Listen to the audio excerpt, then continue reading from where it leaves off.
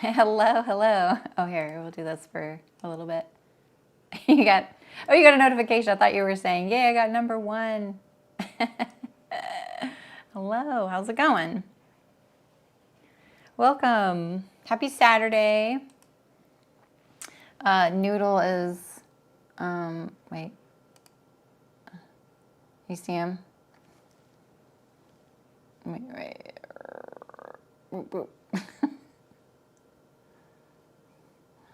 Hello, hello. That camera's warm. Hi, Christina. And hi, Rachel. Welcome. I know, right? He's just kind of surveying everything. He jumped right here at first, and I was like, dude, get out of here. Hi, Tanya. How's it going? I think he's like, the door's a little open. I'm not sure about that. How am I going to manage that?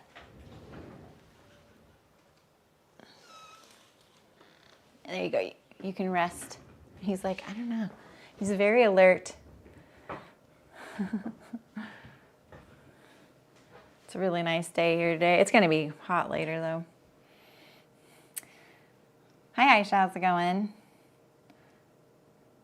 So today is our second catalog capers.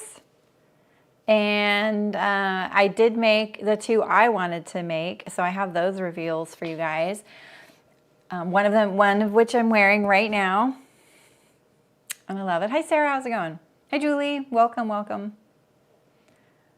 Hello, lovely yourself. So let's see here. You're overwhelmed by the quilting. How you did? Oh, really? Was it something? Was this your quilt of the month? I thought your quilt of the month was in person, or block of the month. I mean, that's pretty cool. Did you learn something new? I would love to just be able to do something like that. But I don't really have time to pursue something like just for fun outside of work. It was a different quilt thing. Oh, neat. I think you told me that. Sorry. I love how you're number 3 and now you're number 1. Wow. This was only half rectangle triangles and it was hard. Oh. Wow. That's crazy. That sounds crazy. All right. Well, let's see. Here we go. So I have the results. So the 2 garments that I chose were this pullover knit top on the left and this linen blouse on the right. And I showed in Catalog Capers how I would go about doing these patterns, and they worked out really good. So, this one right here is the knit tee, and wait, I should say, this is before I shortened it. This was when I finished it, and then I cannot get the updated video to, like the revised video for it to see it. It's uploaded, it doesn't see it. So this is it, and then I shortened the back 2.5 inches, and the front, there's Noodle's tail. I didn't know that was in there. I shortened the front 1 inch at center front and then took 2.5 inches off at center back. So the hem goes whoop, because that's just how my fitting issue works. And I'll show you, I'm wearing it, so I'll show you, but I also have some photos of it. I thought I had, oh, that's right, the photos it wouldn't recognize it. So here's my linen blouse. This turned out amazing. Like, I think that this particular linen was a little floaty for this style, but it still like went really well. It was really hard to sew, honestly. It's a very, very sheer, lightweight linen that I got from Maker's Fabric. And it has a little ruffle collar, a ruffle on the collar, the yoke, little gathers. I think the gathers could be a lot less in front because it's kind of sitting away from me and I didn't really want that. And the linen in the photo looked less light and airy. It was more, you know, more tightly woven and heavier. Not heavy, but just heavier than this, you know. So that turned out really good. I had this cut out for so long. Just didn't get to it. So I think, so yeah, so these are my results, and I really like how they turned out. And let me show you, there's no one behind me, no. So yeah, here's my shirt now. And you can see I shortened it by a lot. So I think it hangs a lot more like the catalog and how I wanted it to. And it's so easy to sew, and it's just nice to have like a little t-shirt that isn't a t-shirt, you know what I mean? The tricky part with this is finding a fabric that's going to coordinate with the solid.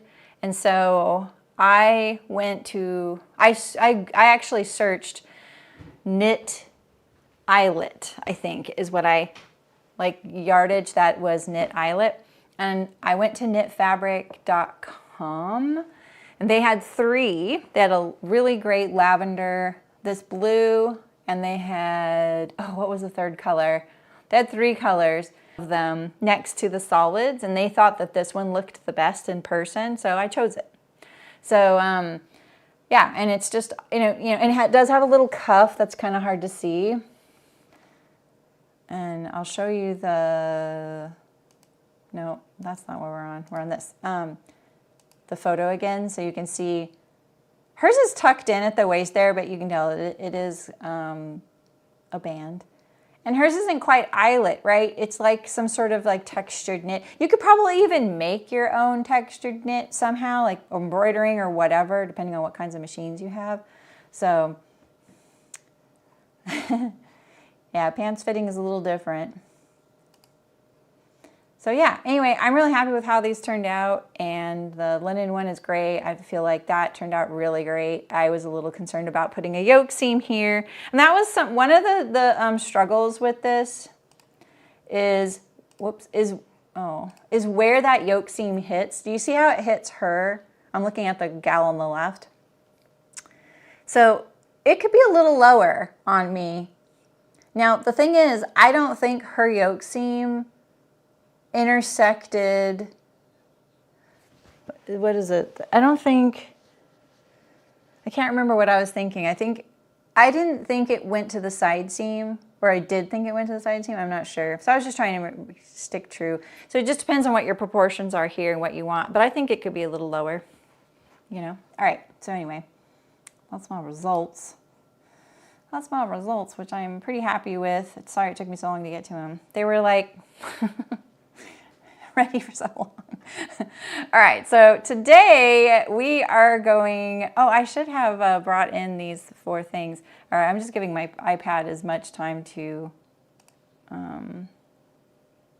okay, so I want this.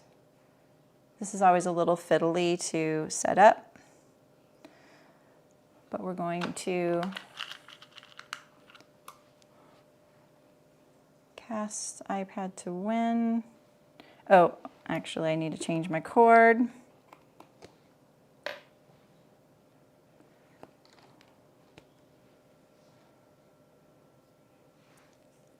I didn't hear a boop boop.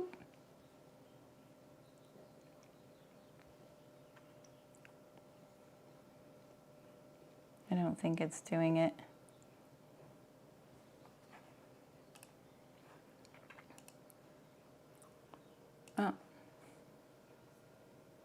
Oh, here we go. Okay, let's see. I just need to get it to recognize the screen.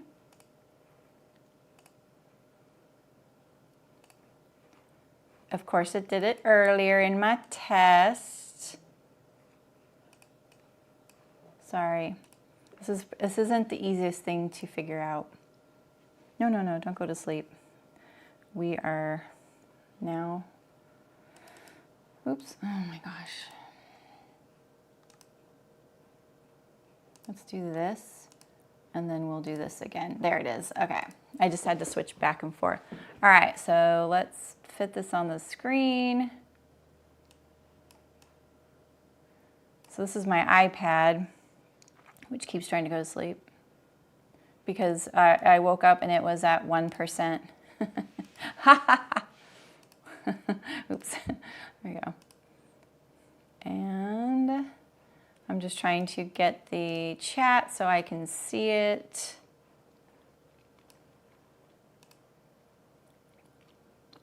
Okay, I think that's pretty good, right? Hey Donna, how's it going? No, don't go to sleep. All right, so we're doing 4 garments today. And these were all patterns, or not patterns, they were garments from catalogs and online shopping that members of the So-So Guild community submitted, and then everybody voted on. And these were the top 4 votes. We're hoping I can get to all 4 of these today. So we have this notched collar shirt. So, you know, it's a shirt, but it has a notched collar as like a blazer would. We have this Peplum shirt, which is basically like a button-up, but it has a peplum, and the peplum is in front and back. You can kind of see the resolution isn't great, but there is a little seam in the front, and there's a little peplum there as well. And then we have this little wrap tank, very simple little tank, and some of the things I notice about this are there's a side seam that's kind of forward, oops, right here, see it? There's a side seam right here, so that's kind of interesting. I looked at the other colorways, and you can absolutely tell it's tacked right here. That's good info. And then lastly, we have this pair of pull-on pants, but they're woven. So you're gonna, like, fabric selection is gonna be really important here. And I don't know if it's Christina who submitted this one. Is what knit or woven? Sorry, Aisha, I just saw your thingy, your chat.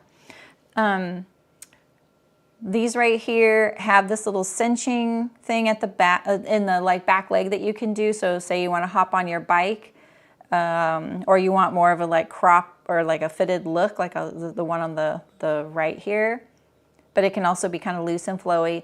It has side seam pockets and a little invisible zipper pocket behind it. The wrap top looks woven to me. Like in the photos of it, it was kind of a textured, kind of linen-ish type of thing. So woven for sure. Oh, and that's one thing. We need to do one thing here. We need to, sorry, I don't really like that you're seeing my whole thing, right? We are going to download these right here. I was going to show you how to do this wrap top using a shirt, the Archer, like a button-up shirt. But honestly, I feel like a lot of you will have a tank top in your patterns. And so I'm going to use a tank top. Obviously, that would be a much better starting point. But I just don't have, I didn't have this one. This is the only one I own. And I don't have it as a digital pattern. So I couldn't bring in the pattern pieces. And I also know that you all probably have more like recently released tank tops. So that's also why I wasn't going to go for that. All right, so we're going to put that there. All right, I'm going to start with the Peplum jacket.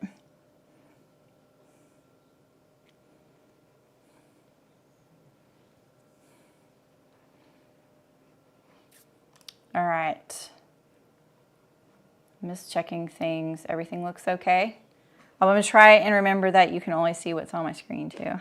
All right, so here we have the Peplum jacket, and let me get rid of this right now. Now you can kind of see that there is a little waist seam. Whoops, we need to be on the right layer. This is really cute. I think that it would be pretty easy to do this. Oh, I just noticed there's a seam here as well. So it's more like a princess seam. Oh, look at that. This is a princess seam. Oh. How am I just now noticing that? That's funny. Well, that's not a big deal. So you could start with the princess seam. And I think like if you're starting from any of the cashmerette patterns for button-ups, I think they are princess seams, right? Hey, Ellen. Yeah, I think looking at ready to wear, like I like, the reason I started this is because I still get a catalog I cannot get off of the mailing list for, and I'll just look at it eating a meal and go, what are some things that I want to draft? Because I like to draft patterns. That's why I like looking at things. And I'm not going to look at a home sewing pattern and draft that. like maybe sometimes I might take some elements and go, oh, this is kind of cool. I like this. I'll take some elements. But I think it is fun to look at what's out there. I'm definitely my own like little style sense. It's super stuck and it's just comfortable, and because I don't focus on it at all. So this is really also helping me get stuck out of what I always do. You know, hi Shannon's going. Vernon is darted, but Harrison and Swanton are princess seam. Not sure about the Selwyn. Oh, okay. That's great. Yeah, I think the Harrison is what I was thinking about. I do not have any of those. So, but I can draw on the princess seams where I think that they would be as a starting point. And I can show you how to get the seams without them being there already too. So this is what I would start with here. I have the Archer. I picked the Archer because the Archer also comes with a back peplum view. I don't think that I would use the peplum in the Archer. And the only reason I use the Archer is because it's what I have. You guys might have something you've bought more recently, but this is the only women's button-up I have. And I know it's like, it's a classic in the home sewing world, but I know people probably aren't buying this as much anymore. So I'm just starting with what I have because I want it to be as realistic as possible. If you ever do catalog capers and you submit a pattern request, it's really great if you are like, I think that I could use this pattern I have, and you can tell me what you're starting with. I'll try and hunt it down like Christina did for the woven pants. I hunted those pattern images from other people, what the pattern pieces look like, so I could use those as a template. It does, Rachel, but do you see how low it is? It's here. I just wish it knew what layer I wanted to be on, you know? I just wish it kind of like could predict that, you know? So here's the peplum scene. You can see see how the silhouette right here shows that this is really her narrower point on her. That's where I would put the peplum.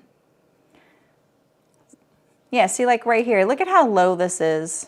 It's not a peplum, it's like a mullet. Yeah, that's true, that's true. You know, it's a mullet shirt, right? So, with a button up,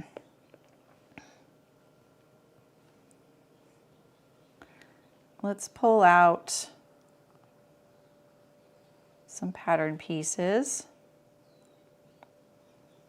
and we'll pull out the back. I'm only going to be using, in this case, the back and the front, because I think that the yoke, the collar, your pockets, all of that could stay the same. And I think that's why this one is pretty easy in that regard. We're going to move this over and we're going to move the front. You guys know how I like to operate. I like to show you one side of the body, meaning this is the right side of the body. Right? We'll clean this up a little bit. So the first thing you're going to want to do is you're going to locate your waist. Now, if you've ever made your button up, that is a great opportunity to put your button up on and go, okay, where do I want this peplum seam to start? Too low, so it looks like, oh, yeah, it's not really a peplum. Yeah, exactly. Yeah, I don't ever see anyone use it. I think it would be cuter pleated. You know what I mean? Like little pleats back there. I think that would be cuter because it would be flatter and it would be a nice little surprise. And I think it's, yeah, I don't know. Anyway, we don't have to hash that out. All right, so the first thing we're gonna do, you can kind of see on the Archer, you see right here how it's gently going in. that's probably where you can assume they have selected where the waist seam is here. I'm going to put that at a right angle to center front. And we want to put that in the same spot in the back. And let's see, this will look more believable if I line up the, see how I do the armholes right there.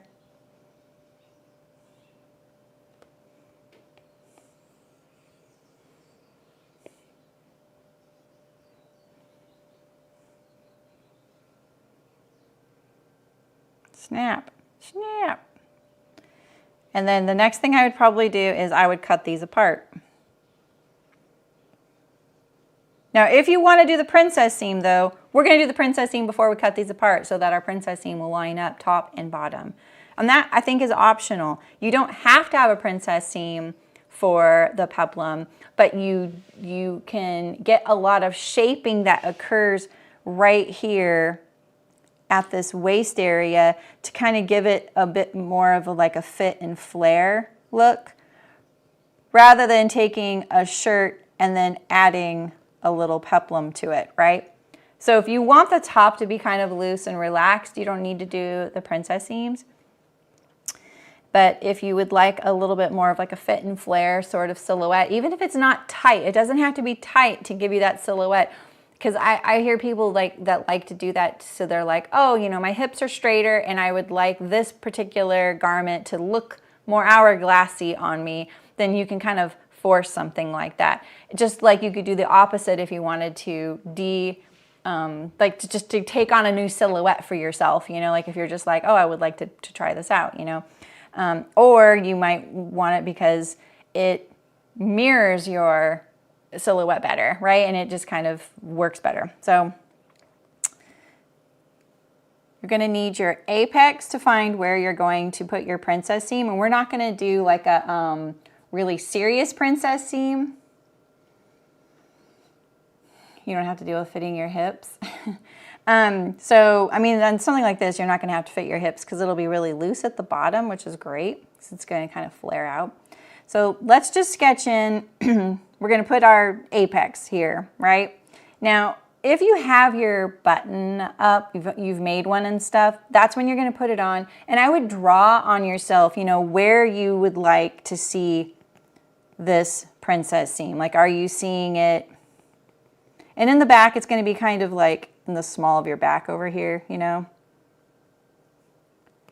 It feels kind of natural where you want these seams to be. If you have another garment, you can kind of look at that and go, all right, this garment is more fitted, I see, but I can see where this princess seam is landing on me. If you have a more fitted garment that has a princess seam and you like the location, put it on, put your shirt on over it, and use that princess seam underneath to trace onto your button-up where you want this princess seam. And now right here, this area here and here, you're going to need to cinch it in a little bit so that you can get that sort of fit and flare look if you want, right? So that's when you are going to pinch it in and kind of create your dart. Now, we're not going for anything super fitted. We're going for gentle, right? That's a gigantic dart that I just drew. And I also made it end at the apex just because I'm being sloppy. You know, usually it'd be about right here because we're not doing a really formal princess seam, right? So just pin it in on you, right? And here we go. And so now can you start seeing, we're already seeing our princess seam here.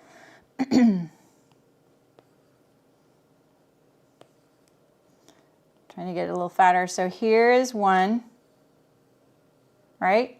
Do you see it? There's one. And then our other one over here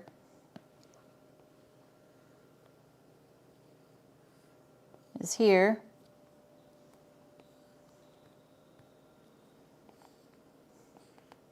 Okay. So now we have our two pieces that are our princess seam, and you would do the exact same thing in the back.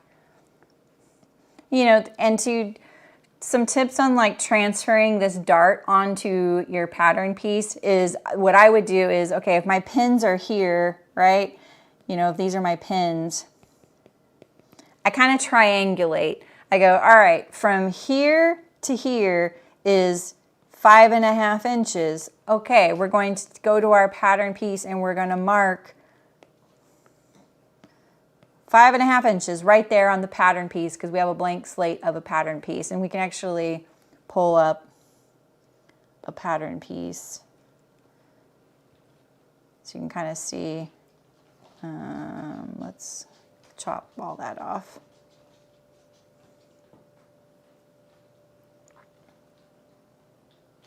No, I don't want to lock it. This is the fiddliest thing about Procreate lately is moving the layers.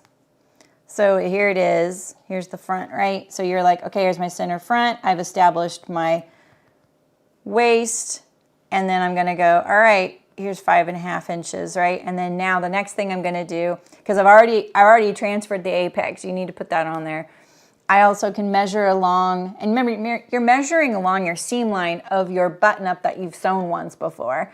And you can kind of go, okay, along that seam line here, this is where I had that princess seam joining the armhole, right? And now we have our apex, we have this right here, and now we can go, okay, now if I measure that dart intake, the amount I pinched, that's right here, that amount right there. So now I have this point, I have this point, I have this point, and you can even put the bottom of your princess seam back here. So we're just sort of like plotting points on a graph, but we're plotting them on your pattern piece.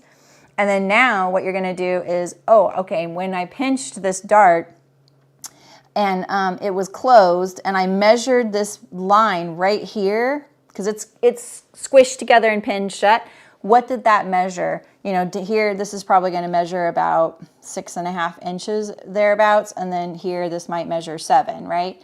And you can plot this point here and this point here. And now you have that schematic to connect the dots to make your princess seam here. Boop, I hit that dot, I hit that dot, I hit that dot, I hit that dot, right? And then you're gonna blend it in. And then you're gonna do the same thing for your front. Connect the dots. We're just doing a gentle princess seam. We're not going for broke. Now, but this is how I would do this on a regular pattern. And then if you were doing something more fitted, I'd be more precise. And you're gonna do the same for the back. All right, so now we have our princess seam here. And where do we have seam allowances? We have seam allowances everywhere but this new princess seam, okay? So now what we want to do is we're going to cut this apart. Am I off the, there we go. We're going to cut this apart along our lines here.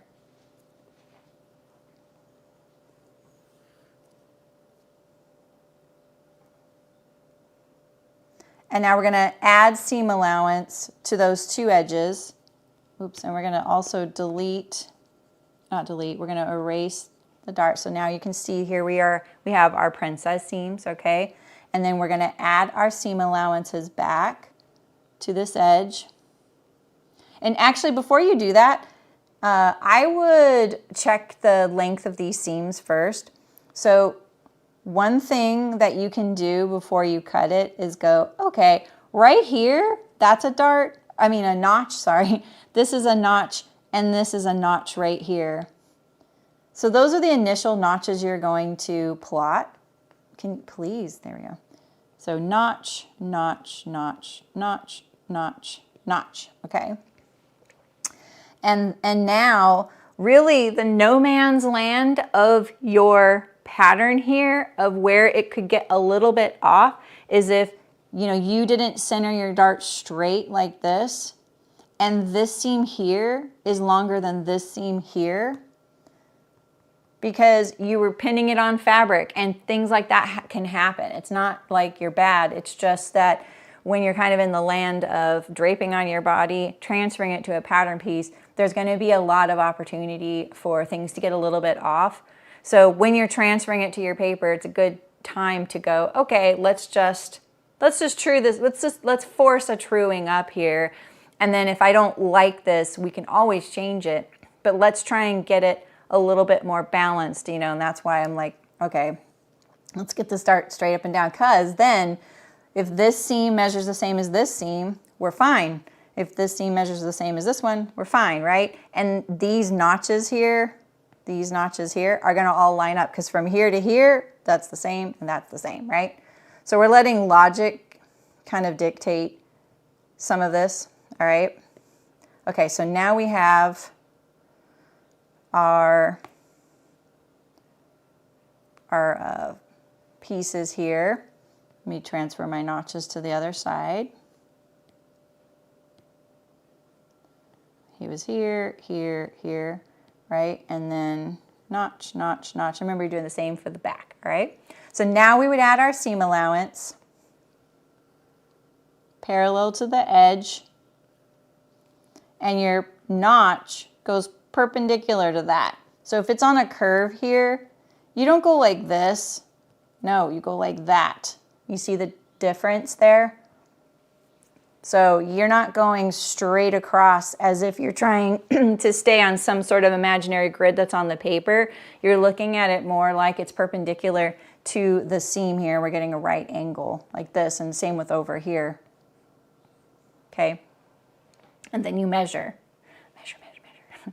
And then you can measure on your seam line. Okay, this is 6.5. This is 6.5. Perfect.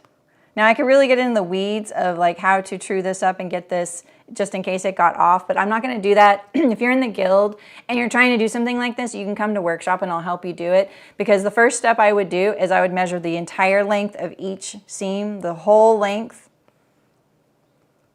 and I'd start there. Is that off? Because if you're starting with that off, then you need to figure that out first, and then I would micro adjust those little sections. But now we have our front with a princess seam, and all we need now is the peplum, all right? So now we're gonna cut it again,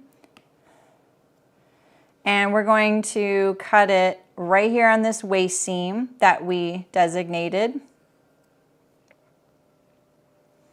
And the same with our lower front.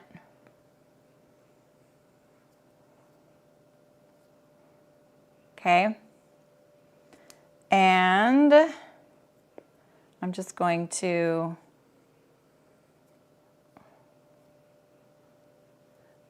make this a little simpler on the screen for you.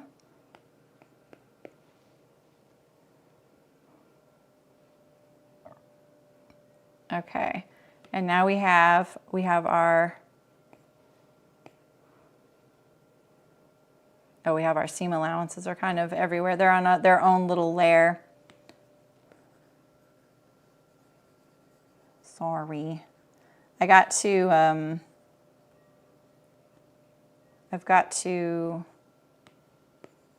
add the seam allowance to each of these layers individually.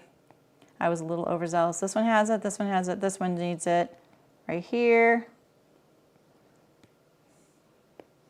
So, you know, in sewing, when you're sewing something together, the order of operations in like the way I like to say it is make things whole.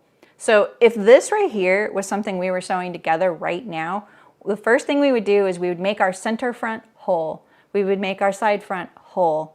Then we would make our whole front whole, right? So I would do this one, then this one, right? And that's the way I look at garment construction in general. It works for pretty much everything. You make your whole front. Now, after that, I would add the pocket. Then I would add the placket, if this has a placket, that style, right? So now you have your whole front. Now we go to the back. We're gonna do our yoke to our lower back. And now we've got our back and our front, and then we would do the shoulders. Now we need to make our neck hole, so we make our collar and we attach our collar. So do you see how we're kind of like breaking it down as like these little foundations? So you can't really, you're not going to really add the the front to the back without the side front, because it just gets to be a lot of little pieces everywhere. And then you also are adding a pocket to the front later on when you have this huge garment. And we all have forgotten the pocket and gone, oh shoot, I finished this and I have to add the pocket. And it's so much more work, right? So that's why I say make pieces whole. Now we're kind of doing the same thing in pattern drafting. First we had the whole piece and now we're like, okay, we're gonna break this down. So we're gonna make the princess seam because that extends to the whole piece. And we're not gonna make a princess seam in the upper part and the lower part separately because then there's just so many, you could, it's not to say you can't, because this could be a completely non-functional princess seam and it's just a style line, right? And then you're looking at it like you just draw it on, whoops. Because you don't have to do all that stuff where, you know, I'm plotting stuff. You could just draw it as a style line. Literally go, okay, that's where I want the line. I'm now going to cut this apart. I add my seam allowance. I'm done. You could do that on the front too, right? And then you could add your peplum. So I'm just saying this because there's two ways to go about this, and I want to also make it very logical when you're trying to learn how to tackle a project. If it's not this too, you know, you look at it as in what's the whole piece, and then how do I get there? Okay, so now we have our bottom here, and we're going to move you here. And you here. So now for the peplum,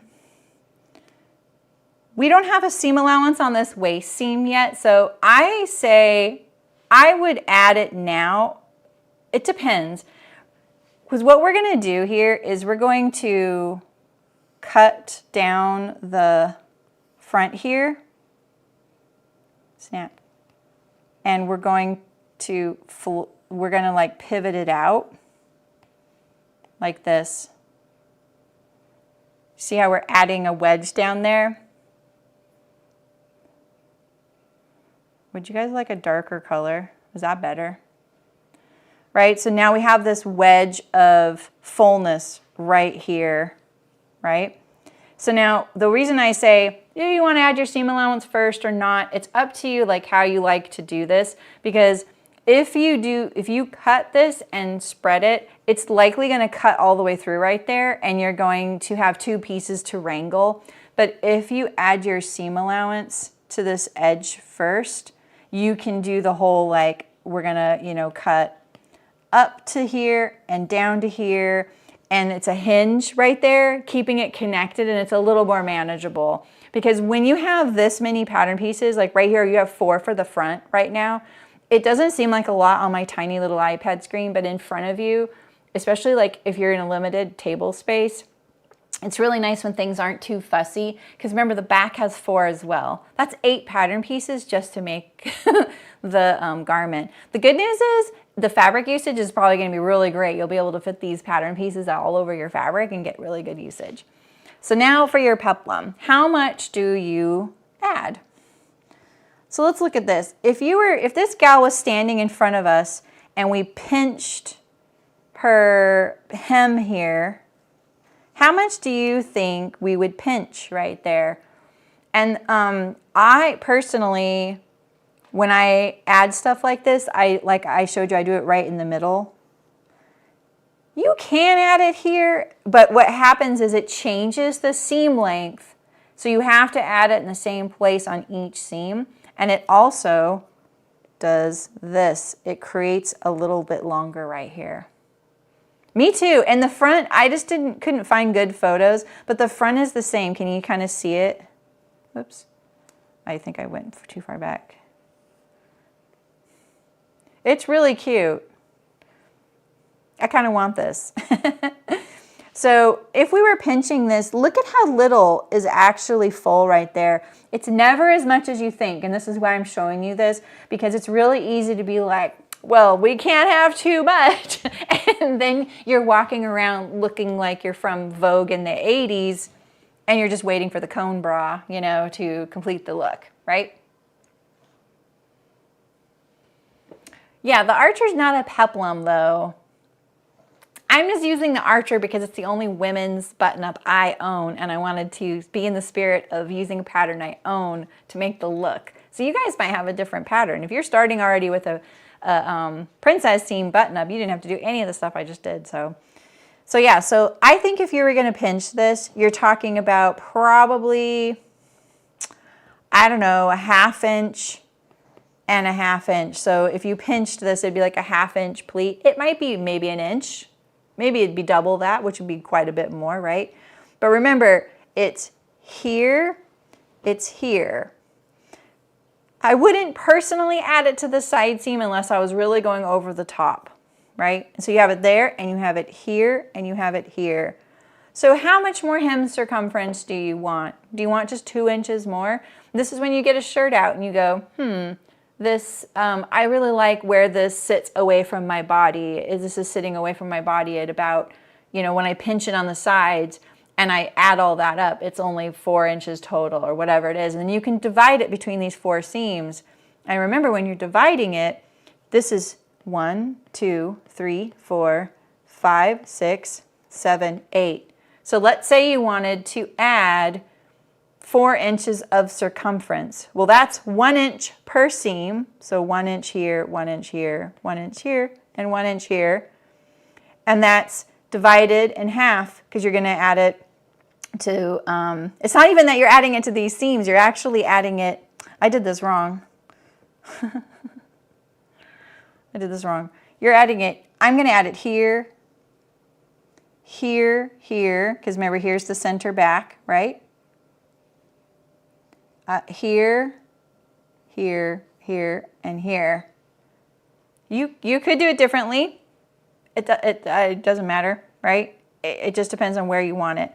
So if we had 4 inches, how many? We have 1, 2, 3, 4, 5, 6, 7, 8, right? And so then you go, okay, well, if I have 8 and I divide that 2 inches by 8, it starts becoming less and less, right? Because you have a 1/2 inch here, a 1/2 inch here, a 1/2 inch, a 1/2 inch, right? So that's 2 inches there, and same on the front.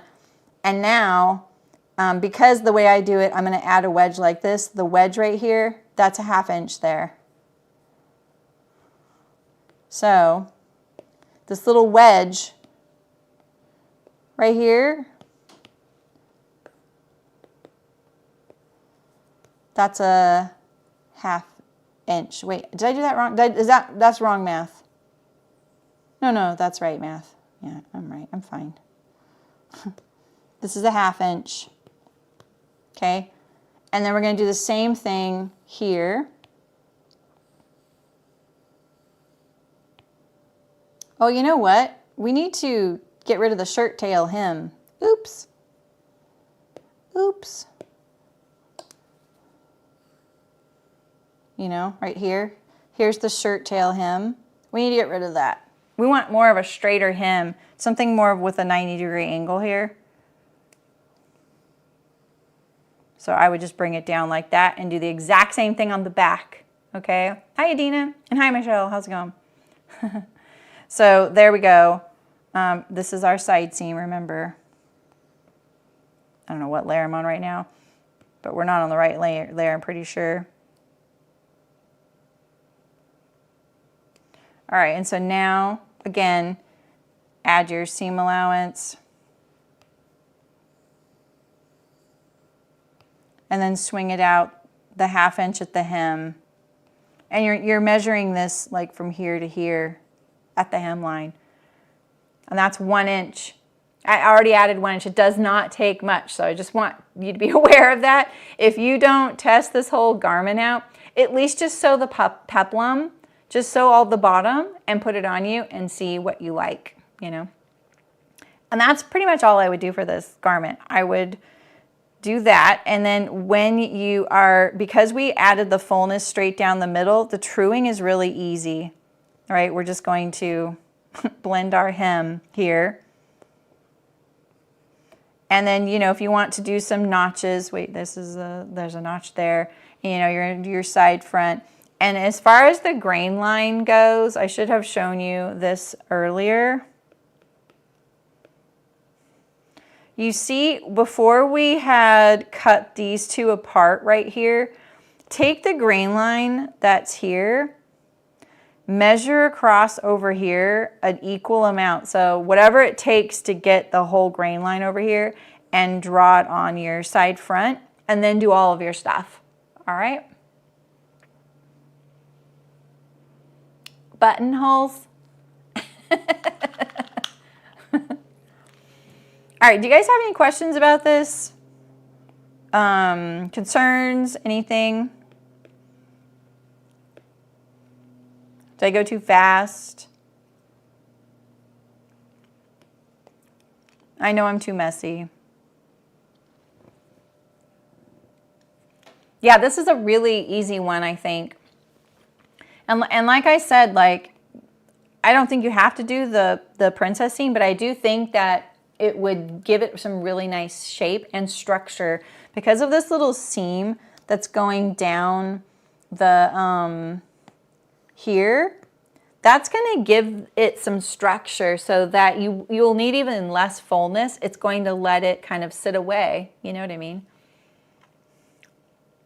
And you can see hers goes to her armhole there. This is very cute. The other thing is the epaulets there. And this is basically like, you know, a long tab. I don't know what I think the tip of it is this. Let me draw it the direction it actually is here. This right here gets sewn into the seam right there at the armhole. See it? When you do your sleeve. I think the princess seam is nice too. It's got this kind of like jean jacket vibe, but super cute. I like the shaping. This has a two-piece sleeve. The Archer does not have a two-piece sleeve. So if that's important to you, note that. All right, let's go to our next one. Let's check our, okay, our battery is holding strong. We love to see it. Okay. So the next one I was going to show is this notched blouse here. I think this one's from, the Peplum was from Torrid, right? And then this one is from Anthropology, I think. All right, so this is funny. This blouse to me is like two completely different garments. The sleeves for me, I'm like, these sleeves don't even go with this collar for me, but this is super fun. Like, I really like the idea of a notched collar blouse, you know, and there's a few things I want to note. Let's pick a darker color here. So we have one button. So if you're a supremely modest person, you might want to think about like the position of that button. Because if you thought about wearing like a blazer without a shirt under it, it is going to be very low on you, right? And I actually thought about using a blazer as the starting point, but I think I have something that's more widely been used by everybody. So we'll start with there. The sleeve is super easy to make. I'm not sure what this like thickness here is. Like, I can't quite tell. It might just be that it's, gosh, it looks almost like this edge is bound and then this was just set under it and top stitched down, but I can't quite tell, so we'll do our best there. It looks like elastic here. So we have a yoke with a back pleat. We have pockets with pleats, and then we have this notched collar. And so if you need my collar lecture, ask. Notched collar right here. And the only thing that puzzles me about this is I see something here and here, and I think that's a trick of the light, but I'm not sure. But notched collar, right, is something like this.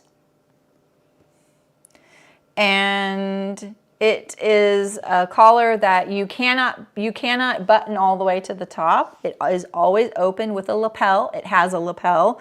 This lapel here is like a big facing on the inside. This little collar is just a little short collar. So the pattern I would suggest starting with is the Carolyn pajamas.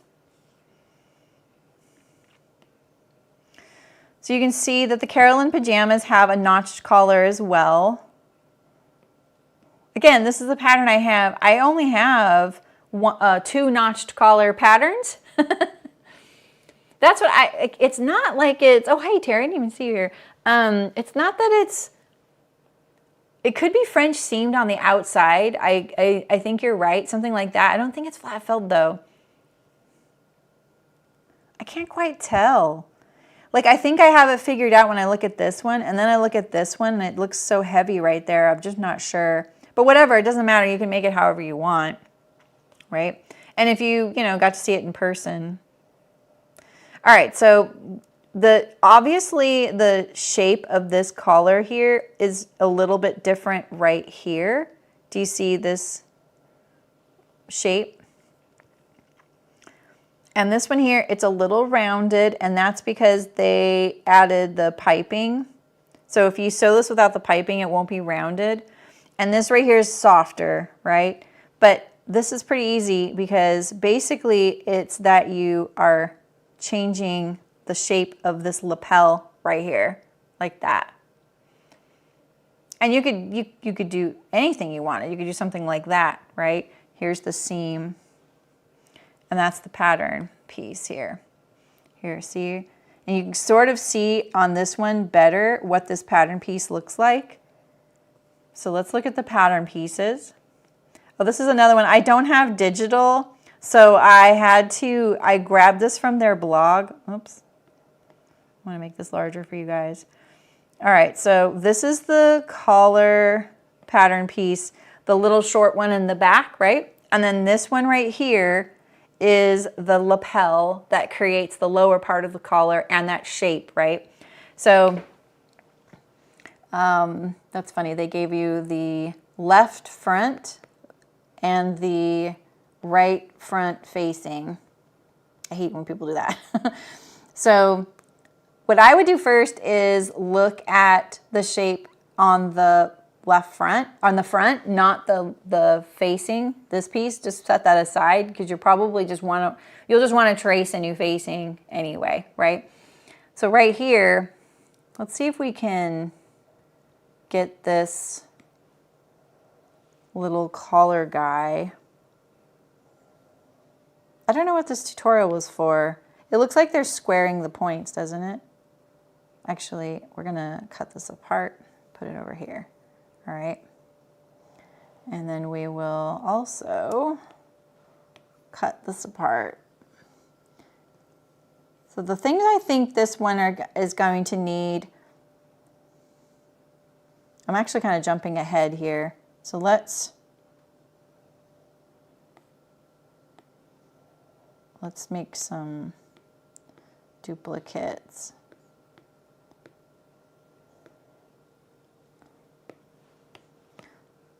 Let's get back to here a little bit. So the thing I'm thinking you would first sort out is your overall silhouette. So the Carolyn pajamas are sort of loose.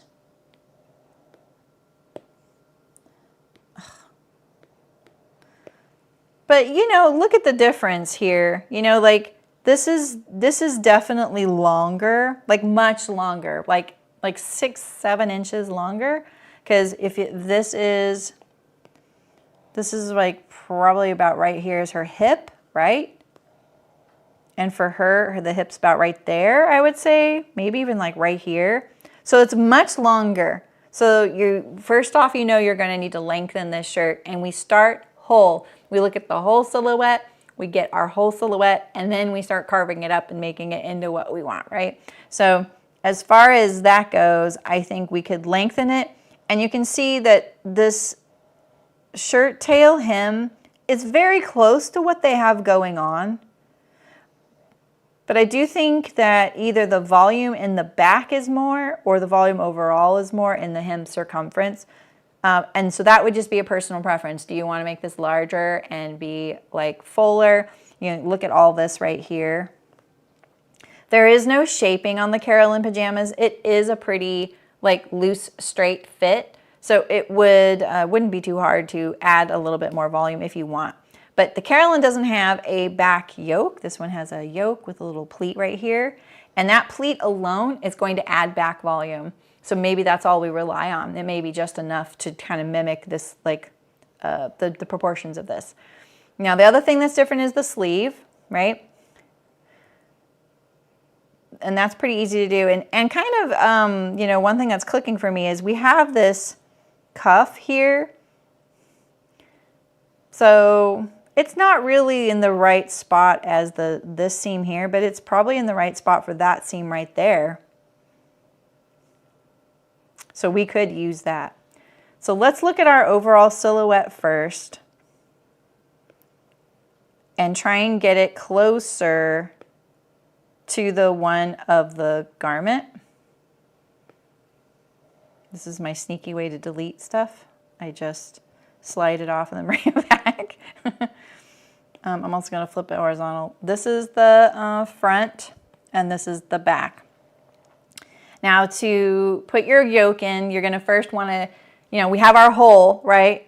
Let's actually look at our silhouette first. Do you want to add any to the front or anything? You know, there, like some of the sneakier ways that you can add volume if you're just wanting it to sort of like be more fitted up here at top, which it looks like it kind of is, and then maybe just gently get a little bit larger is, you know, if you have the seam allowance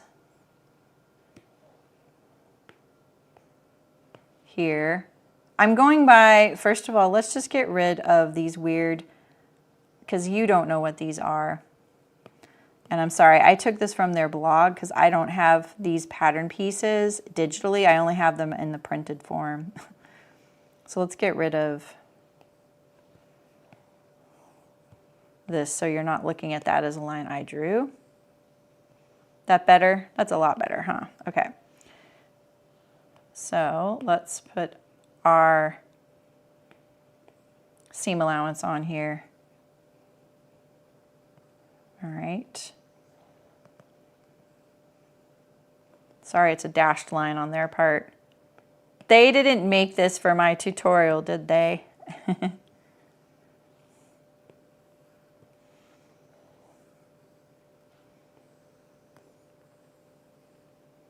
You see how this right here goes out from this point here? That's the lapel. Another top that could work for this, I think, is the Donnie. I'm just realizing the Donnie how's the Donnie sewn? And doesn't the Donnie have a back yoke?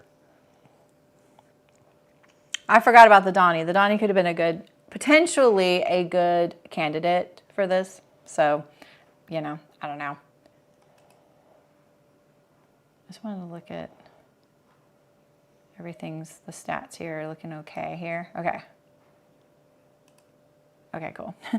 All right, so now a cheeky way to like add some volume.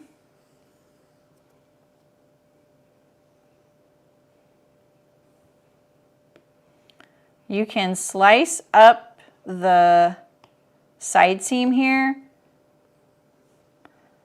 like this, go up to there, stop at the underarm seam. You have to stop on these seam lines, otherwise you're going to add to the seam allowance length or take away, and then they won't sew together. So you have to make sure you're always working on the seam line or just inside of it. And then so go cut up to it as well. Sorry, my line is so thick, right? And now we can swing this side seam out a little bit like this. And we'll get a little bit more volume, right? Down there at the bottom. Because this to me looks like it's pretty close fitting up top. And it just sort of gently gets a little fuller. Not much. Hey Kira, how's it going? All right. So that is one way to do that. So let's do that maybe a little bit to the front, right? And then for the back, Oops.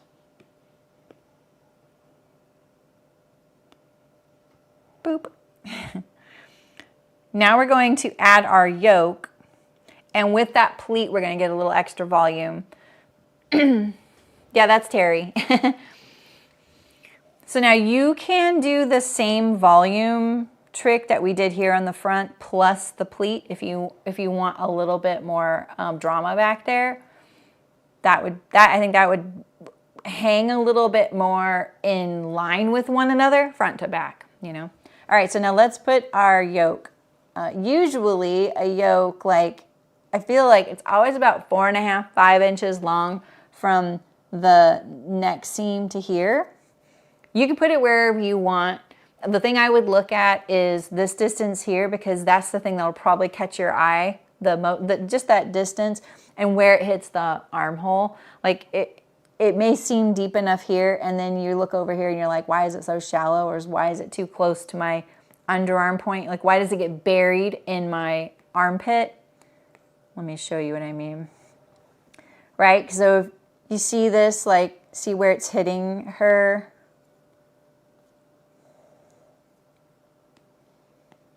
It's hitting her kind of mid armhole. And it'd be really easy to be like, oh, I think this right here at the peak of my shoulder blades. And then you get over here and you're like, that looks kind of high. Or, you know, I really like it to be just under my shoulder blades. And you're like, oh, it's starting to get into my armpit. So that's the kind of things I look at with the yoke depth. All right, so now you're going to choose your yoke depth. And now we have a style line on here, but we haven't cut it apart and added seam allowance yet, right? Now we're going to do that. So let's cut. Am I on the right layer? Probably not. No, I am not. Okay. So let's cut this off. We're going to do two things. We're going to make the yoke, right? And then we need to add seam allowance parallel to this edge here. And we also need to add it here. And now we need to add the pleat. Now there's two ways to add a pleat back here. You can tilt out, I'll just draw it in. You can tilt out like this, so nothing at the hem and all of the pleat volume at the top across the shoulder blades. Personally, I'm not a fan of this one, but that is just an opinion thing, okay? I like it parallel. I like it, and that's probably because of my own fitting biases for me, right? But if you're someone who's like, I don't want to add any more to the hem circumference, things are just too big for me down there, you know, then maybe doing it at an angle. But if you're wanting more of the volume of this particular notched collar shirt, you might want to add it parallel. So I would add it parallel, and then let's talk about how much. We'll just draw it in first. Let's see what we think she's got here. So here's her center. Please. Here's her center back, right? So right now I've added, if this is her center back, right? I've added, wait, I did this, right? Here's her center back, okay? I added a section already back there. Let's look at this pleat. If this is the center, this pleat, all of it, is extra fabric, not tied to the original real estate of the lower back. So where this pleat goes out and back right there, that is extra. So you need the amount that goes to here, and you need the return that goes back to here. Because the pleat it looks like this. Right? And this is the center back. So you need the amount that goes out to here, which is where this fold is, and you need the amount that folds back. This fold back can be, it can go to here, it can go to here, it just depends. I would do the full amount to get the most drama for this particular shirt, and it does look like they did that because I can kind of see this little shadow here. The Fairfield button-up has a really narrow one, and that's why I say you'll see them all differently. You know, sometimes it's just like, it'll be like this, it'll go all the way Oh, how do I draw that? Here's the center back. It'll be more like that. Like this little tiny pleat depth right there. It's so feeble. You know, this right here, it just barely like goes, poof, you know. If you really want more, you're going to have to do something more like that, right? Where you have all this extra fabric. I'm showing it to you kind of upside down, sorry. But that was the way, like my pen wanted to draw that. All right, so I'm going to assume that that pleat depth is about a 1/2 inch, maybe a 5/8. I'm going to say 1/2 inch. I bet they picked something kind of easy. So that would mean that the pleat itself, right, is 1/2 inch to here, and then it has to go back to here and then over. So you're adding an inch back here to this one side. So let me draw. I'm not explaining this very well. I can kind of tell. Some of these things are so just routine for me now that I am having trouble describing it. It's kind of a basic thing too. So anytime it's really basic, I really screw it up. All right, so here we go. Let's see. So this right here is the center. This right here is the finished pleat amount, right? That's what it's going to look like when it's sewn. And then this right here is what gets tucked under it. And then when you go to sew it, you fold this to this and it gets tucked back there, right? Yeah, most shirts have a pleat back there, or sometimes they'll put it right here, you know. This is something I'm going to wake up tonight and go, you didn't explain that right. I can tell. I have to draw it out. So usually the way I like to mark it is I have the center, and then I will do it like this. I keep it really simple for the sewing. Too many notches and you're like, what the heck goes to what? You know what I mean? So I like a center notch because I want to know that goes to the yoke. And then I like a notch out here that I know goes to here. So that's my pleat volume. So if my pleat volume is 1 inch, I put a notch 1 inch away from center back. So that's how it would look. 1 inch. That's all I would do. I keep it super simple. People who do a bunch of notches, all you're doing is going back to the instructions and going, I don't know what goes to what, right? So the way I like to do it is just make the notch go to the center back. The center back matches here. This matches here.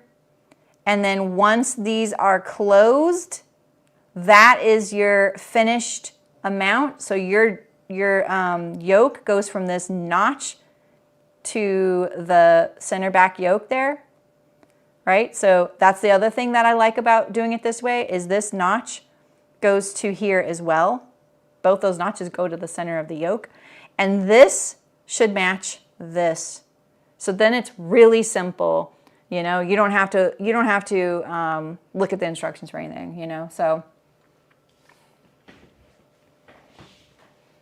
Yeah, exactly. I just add the center notch usually when I do home sew patterns. It's hard to put a center notch on a pattern that's cut on the fold for commercial use because what it looks like to you is this. Like say there's a notch here at the center, that's all you'd see depending, unless they do like a V notch, right? That's why they don't do it, I'm pretty sure. It gets lost. All right, so this is where we're at. We have our yoke. We have our lower back with the extra volume here for the pleat. We have our notch. We added a little bit down here. So now we just need to look at the sleeve. We've got the body of our garment. Oh, and our collar. So let's put our collar back on here. This is like this. Pretty much. So let me see if I can imitate how this will look, kind of. So that little notch along the edge goes to the shoulder seam. So this notch right here goes to the shoulder seam here. So here's our collar, right? And then once this lapel is turned back, you know, we're seeing it looks like something like that, right? So that's how you would line this up on your pattern in front of you. If you wanted to be like, well, I kind of want to know exactly what the shape of the point is. Everybody on earth has an opinion about the point of a notched collar. It is the one fashion thing we all can agree or to disagree on, right? So there is, you know, wish I would have kept, did I keep this unadulterated? I don't think I did. Oh man, I drew on her. But you know what I mean? Like this little point here. Oh, it's 270s, it's 2 whatever. Hey Christy, how's it going? You know. Have I ever demonstrated how to sew on a button? Oh yeah. That's the only thing I do hand sewing with, Dina. Everything else I don't do hand sewing. So when I'm showing you how this pattern right here is sewing onto the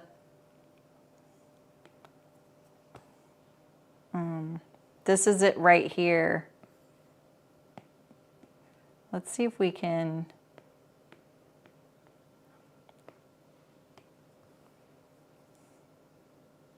actually, let's just get a fresh one.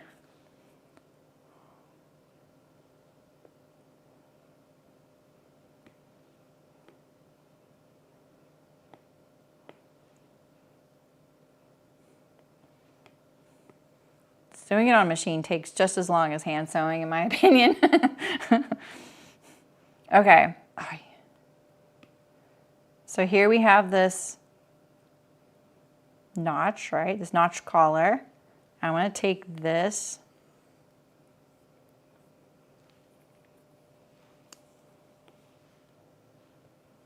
Let's look at it over here. Let's make it about the same size.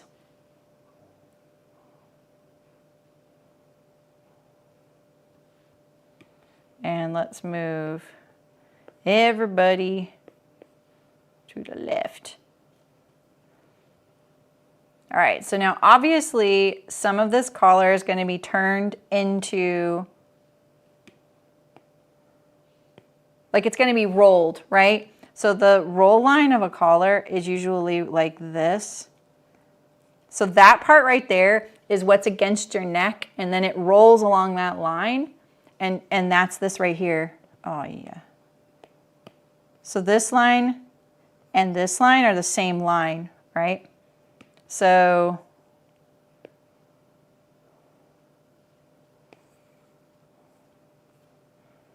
layers just drive me crazy. I'm trying to get rid of this errant line here. Okay, so right, so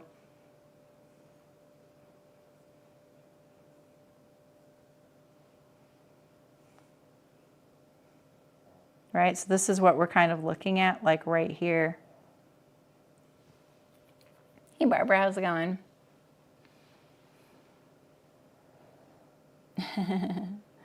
So now do I say, oh, yeah, like you could take this little piece and go, oh, I know exactly what the point's going to do. I would look at the, you know, if you've made the carolines, I would look at that and sort of, you know, build on that pattern piece on your garment, you know, like what you want. If you're like, okay, I have this, I've sewn these, I know what to expect, right?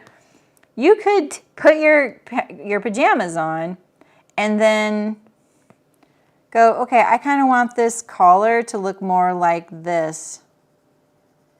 cut a little piece of paper out, tape it onto your pajamas, right? And same here. Okay, I kind of want this here. Don't think about that this is confusing at all, right?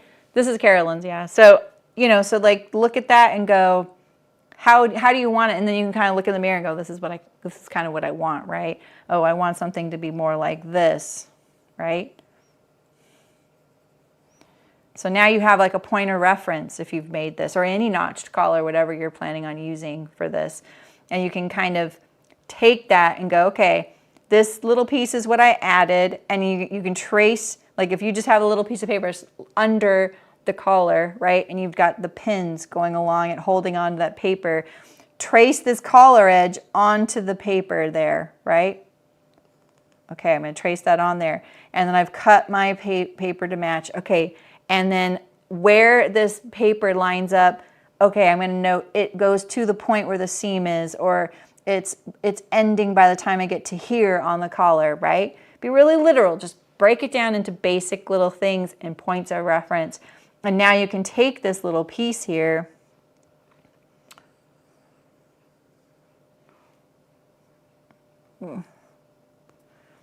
We can take that little piece over here, right? And we can look at like, okay, what am I looking at here? Now remember that Caroline's were a little bit rounded, right? Where's that pattern piece? Here it is, right here, okay. I may not have the right proportions here either. I think this is supposed to be a little larger, right? So I can go, okay, this little point right here, it lined up to the end of the sewing right there, right? So now there we go. We know what we want. Hey, Libby, I'm doing yours right now. Oh, and remember that this has seam allowance, right? So if this had seam allowance, this right here is where this little point is going to line up here, right? Like that. There, that seems more in line. All right, so that's the collar point I want, and now I'm going to add seam allowance parallel to that edge and blend it in. Okay? So, and then that brings us down here to the lapel. Same thing, like, okay, this is kind of this is the shape that I want. Wait, where am I? All right, same thing, you know, get that point of reference, put that paper on there, pin it on there, draw your collar onto the piece of paper that you've shaped on there, and then pick that up. Right, you're not worried about the sewing. You've sewn this before. You have this pattern, whatever notched collar pattern you have, and you have this point of reference. You're just breaking it down into really simple things. Where's my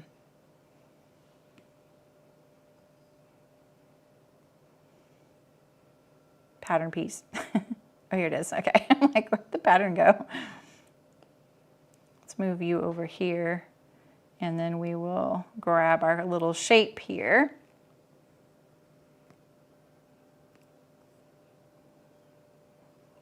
So now on this one here, the lapel on the pattern piece is unfolded, right? It's flat on the pattern here. So let's look at remember how I was talking about the roll line here on the collar here? Sorry, I'm on the wrong layer. Well, that extends here. So usually on a pattern, like if you were taking a pattern that actually has a notched collar and it's a blazer, they're almost always going to tell you the break point or the roll line or both, and they should. And it's going to be illustrated on the pattern like kind of like this, and it'll say break point. The break point is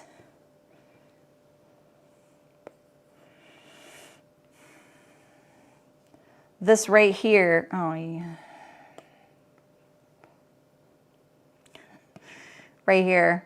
Like where the collar has decided that it's going to now start turning and becoming a collar.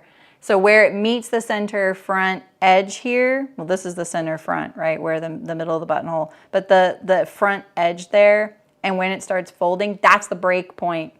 It's reached its breaking point, okay? And then this right here, this fold, is the roll line. Same with the collar. They both have that. And you can kind of use that, you know, to sort of figure out where to line up. And here we go. Where are we? We're on this guy here. This little piece here. We're going to flip it over. And we can build it on and go, okay, where was this at? You know, where am I talking? Like how was it lined up? And I have it, okay, we need it above our pattern piece. I don't have the right scale either. Remember, you're lining this up on your seam allowance line, right? So if this is the seam line, right? And now we add our seam allowance to that edge. Right? Okay. We're not worried about sewing a notched collar. We have the instructions on how to sew a notched collar. Those aren't going to change. We can use those same exact instructions. Our pieces are just going to look slightly different. I'm using Procreate on an iPad. So that's how I would go about like taking the carolines and then making them into having this notch collar with that shape. And then now we have our yoke, we have our fullness for the whole silhouette, we have our collar. All we need is our sleeve. No, not Inkscape. I don't have Inkscape. Inkscape is more for like pattern pieces and projector. Adina probably has Inkscape. Okay, so now we just have our sleeve. Oh, I don't have the sleeve here. Shoot, I forgot that part. So let's hide all of you guys. Oh, look at all these little random things here. Okay, you. Okay, and you. Let me just draw a little sleeve here.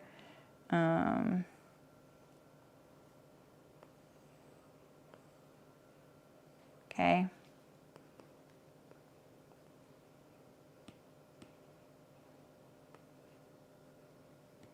And then we have our grain line. Oh, come on. No, I don't. I just said I don't want you. There we go. Okay, so here's our sleeve. Yeah, it's Procreate. Procreate isn't going to do, yeah, like it's literally like pencil on the tablet, you know?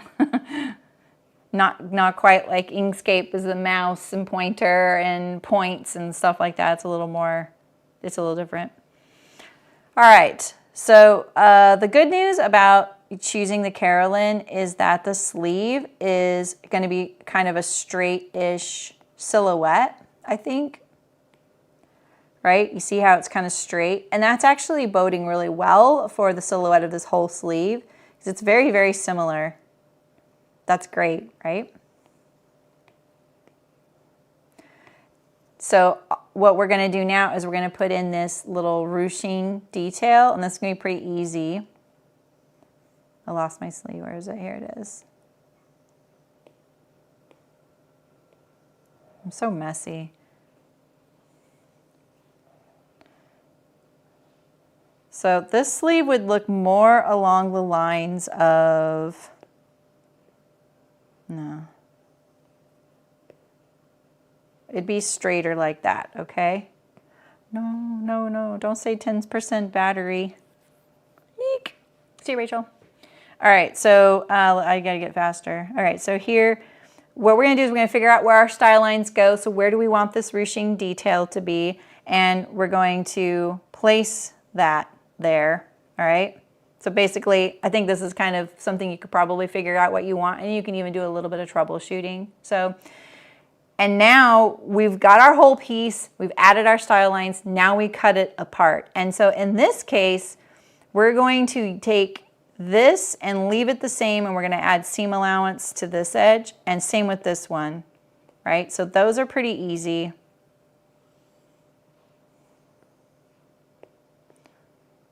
All right, and then this one too. And what I would do on these is I would put a notch right at the center. Okay, same with this, and then same with this. This right here can just be a rectangle. This one here. You can use the pattern piece that you have left over, that's fine, but a rectangle is gonna work. Okay, add your seam allowance to these pieces here. And then I would probably just double this in size, this piece here, in length to get the ruching. It depends on your fabric choice. If you're using a really lightweight fabric like they're showing this blazer being made, this blazer shirt being made into, then you could probably go up to double. But be really careful going any higher than that. This is pretty full. I would start with like 1.3, like I was gonna say 1 3/4, right? So,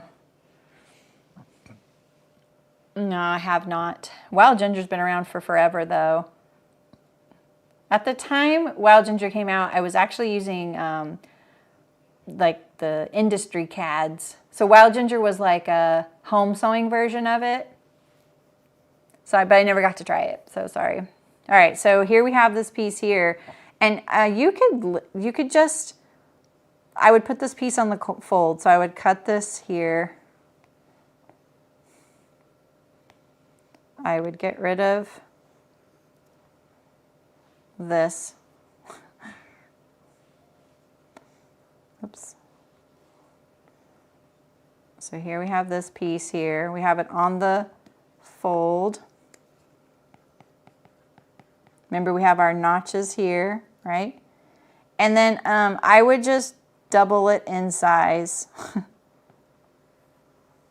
A rectangle, like I said, is fine. It doesn't really matter a whole lot because it's going to get gathered.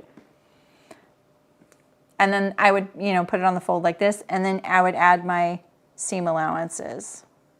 And that's it. Now, we're not sure really what's going on here, what that like detail is. So that may take a little bit more investigation. And then the wrist here has an elastic cuff.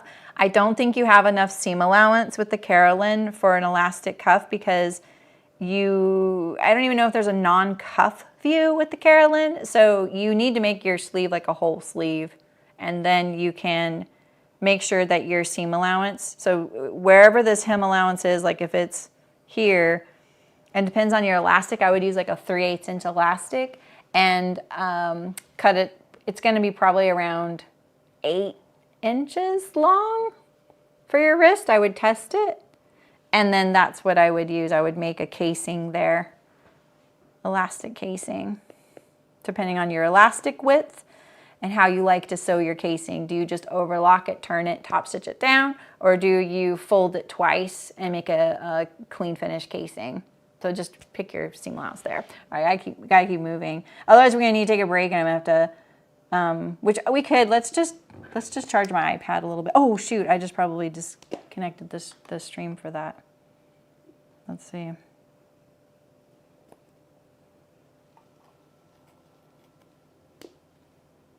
Yeah. So anyway, let's just chat for a couple seconds and get my iPad up a little bit. You've used Wild Ginger, that's awesome. Yeah, no, it just disconnected the feed there. You're just a cut and paste. Yeah, I am still now too. There's a lot of like really cool home sewing or just more accessible, I shouldn't say home sewing, but more accessible pattern softwares out there. I don't really have a reason to use those just because I do so many different things. It's almost like I have, if I did more on that end, it would be so fun to explore a lot of those, you know? So, oof. Do you guys have any questions so far? We have 2 more garments. We have the wrap blouse and we have the pull-on pants. And both of those are actually pretty simple. I think the notched collar blouse is probably the most involved because you need to create your notched collar, you know. For those of you who turned tuned in a little bit later, I could show you the results of my catalog capers. So I'm wearing one of them right now. So I did 2 from the very first one. Hi, Sylvia. Nice to see you. So on the left, it was a knit pullover shirt with the waistband, and then I used like I found knit eyelet, and it matched. And you know, I think this turned out really good. There's 2 pictures of me because the first time I got it too long, and then I trimmed off the bottom, and I made it a little more my silhouette. And I trimmed 2.5 inches off the center back length and 1 inch off the center front length and blended it. So it was quite a bit. So I just thought I'd mention that just for those of you who are like, I can't do this, this is too much. It's never too much if it's right for you. And then on the right, I did a linen blouse, and it has a little ruffle collar and some gathers. I think I would decrease the gathers a little bit, but also use a heavier weight linen. This turned out really nice though. Like in person, this looks really good. Like the sewing looks really nice. The little ruffle, I hate doing little ruffles, but it turned out really cute. So I'm really happy I persevered on this one. So yeah. And I'm glad now, like we're getting into fall, I could wear it. Like it's lightweight. I'm gonna have to wear a camisole under it. But the V is not too low cut. So if it wasn't see-through linen, because it's really see-through, I could actually wear it without the little camisole, which makes me really happy. I love the Loftus the other day. Yeah, I'm wearing it right now. The funny thing about the Loftus is that I did the higher neck inadvertently because I only folded back the paper for the center piece, and it was unfolded when I cut it out for the new one. So it is the higher neck version. All right, and then, so here, this is my linen blouse. So you can kind of see it in action. Yay, Aisha, that's awesome. I'm sorry I'm in braids all the time. It's really just because it's hot here, and to wear my hair up, it hurts my head. I'm really sensitive about heavy stuff on my head. That's why you never see me in a ponytail. It's super rare to see me in a ponytail. In fact, I put a ponytail for this other video, and I did it only for the video, so I didn't look like I was wearing braids in 2 videos. Now you know the secret's out. But the braids have been my thing this year. They're fast, they're easy, and they stay in, and yeah, they're cooler. So this is my linen blouse, and then this is the knit top before I shortened it. And I just felt like it looked a little dowdy at this length. I'm really fighting the dowdy thing lately. Come by for a visit, you can play with pattern match for tea. That'd be awesome. I know I got offered a free trial for one of those. I can't remember. I think it was called Pattern Drafter or something. Yeah, exactly. It's just too much. It's just too much pressure on my head. Same with glasses. I got new glasses recently, so I'm a little more sensitive lately about it. Here, I could show you. We had the dowdy fight. So this is the new length. I feel like this looks way more in line with the original design, you know? And it's not like pooling at my back there. I like that better. I think I'd lower the yoke line a tiny bit. More eyelet, right? Yeah. Oh, thanks, Adina. I sat next to this woman. Well, she sat next to me. She sort of adopted me on the train. I took a train in North Carolina to meet So Liberated. And she wanted to do 11,000 makeovers on me. I felt and she was the sweetest person. She meant all good things. But she just wanted to judge me up so bad that by the time I got back to the hotel room, I was like, I need a makeover. So it was kind of funny. I was like, okay, I know she meant well, but I feel a little self-conscious now. All right, we got 4%. Let's see if we can do this. All right, let's, okay, let me see if I can do this here.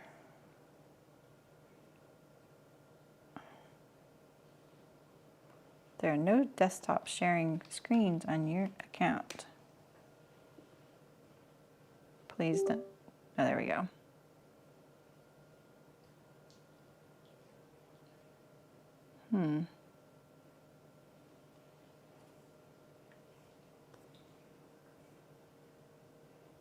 Try again. They mean well, though. They do. What do you mean there's no desktops?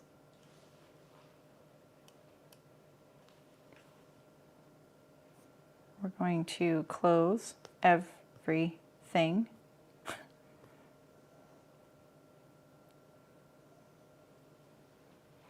Did I just mess everything up by like... Please enable duet screen.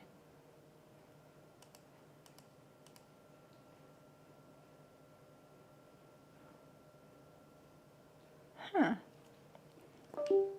Yeah, that cord's talking.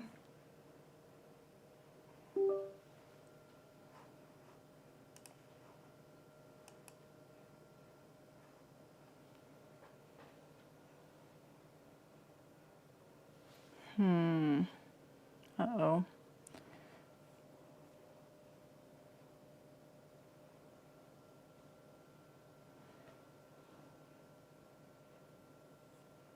Well, now what? Well, I could just show my screen, I guess. It just isn't the same as it being on the...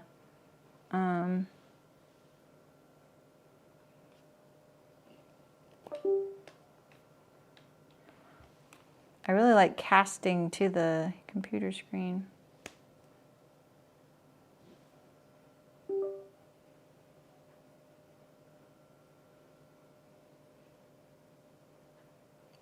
The heck? Well, that's a bummer. Okay, well, we'll set up the...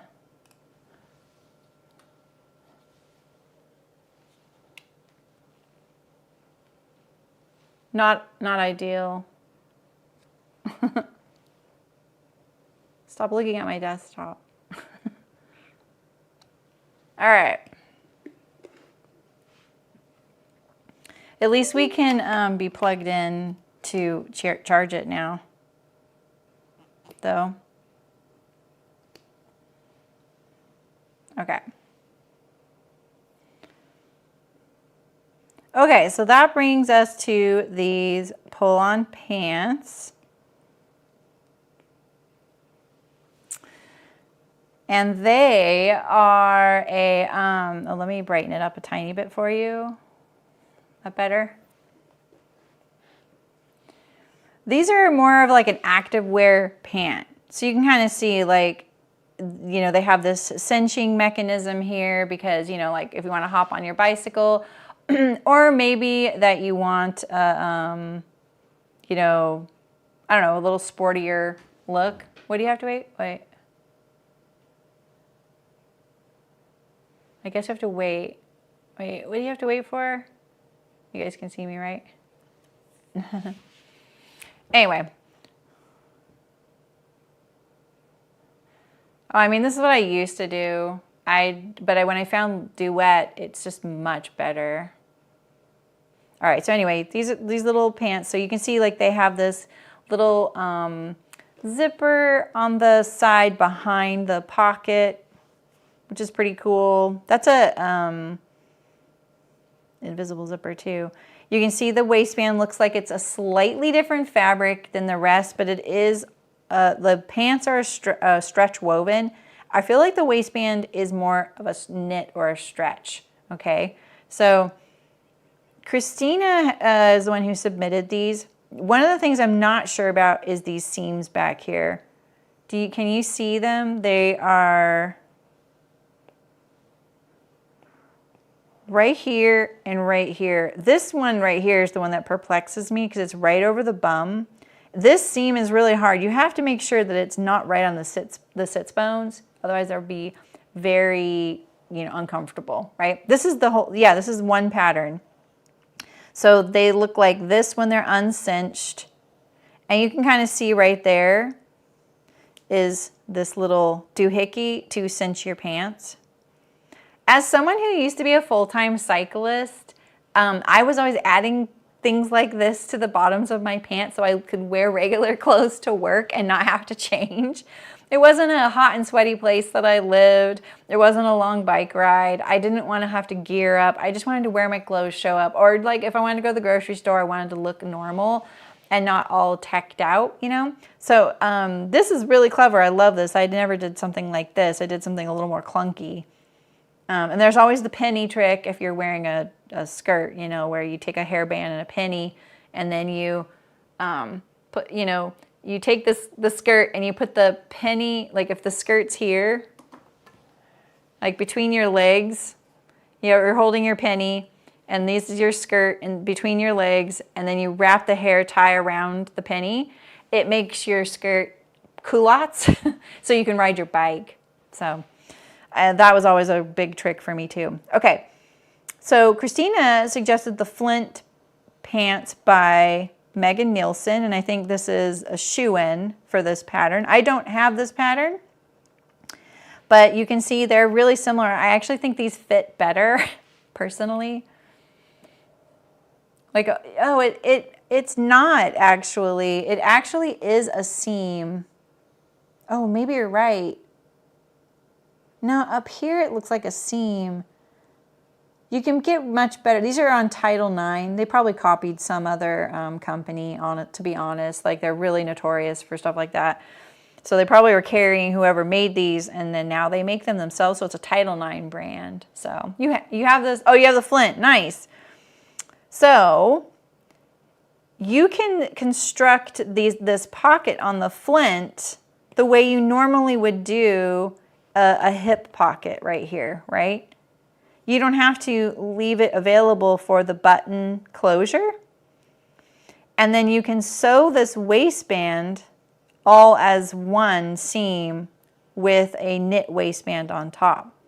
So this is a really simple hack. Okay, and someone, I think it was Sarah, who gave me the pattern pieces. Thank you, Sarah. I'm kind of tired of this palette. What do we want? This one, I would like this. Okay, so this is the front. This is the back, right? So now if you wanted these seams back here, we could do that, you know. I'm gonna assume they're about right here and right here. They don't have pleats on the back, but they do on the Flint. So if you wanted to get rid of the pleat and you put a seam here, you know, and here's the dart, or maybe it's a dart. Is it a dart? Oh, it's a dart. Okay, I would leave the dart. Leave the dart. Yeah. Yeah, it's a dart. Okay, yeah, I'm catching up. I don't have this pattern. Sorry, guys. The pocket here, right here, this pocket, that's the top pocket, and this is the bottom pocket. This one here, you could make this one pattern piece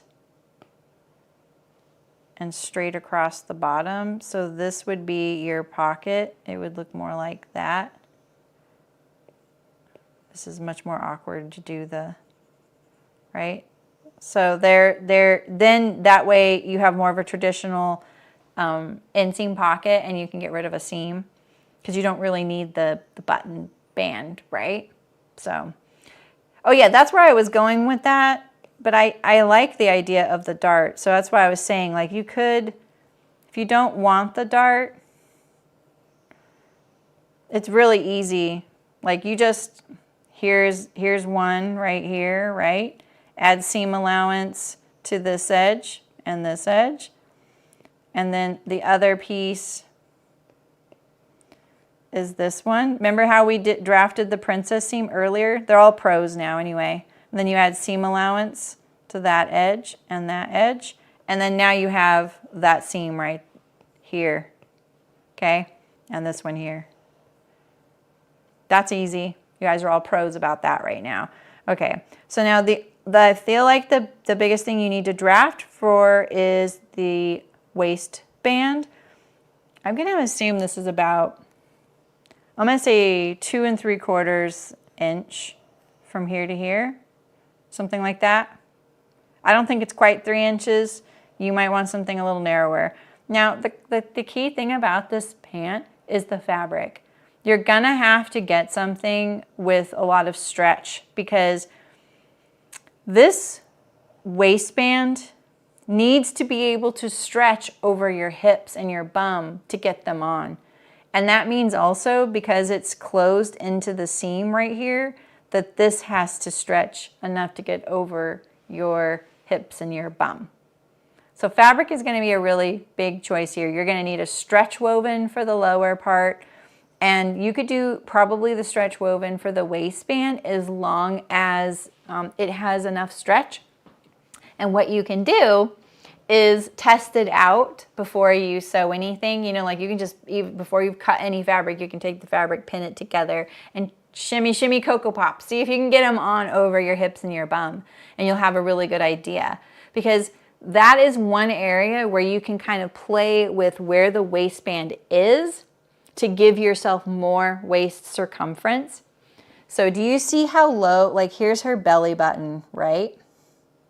Her natural waist is more in this area here. So these aren't the highest rise pants. They're not very low though. I feel like these are pretty great that way. They're a good balance, right?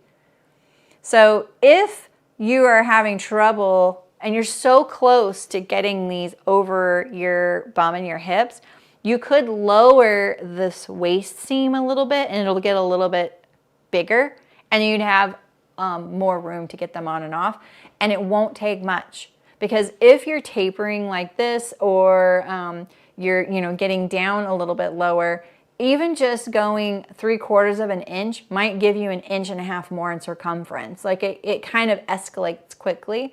So you might be able to play around with, where this line is. Maybe it can be right here. You know what I mean? So that's an option available to you. And then for that waistband, you can look at the flint. Let's look at the width of the flint. And I would say that this one here, what layer are we on?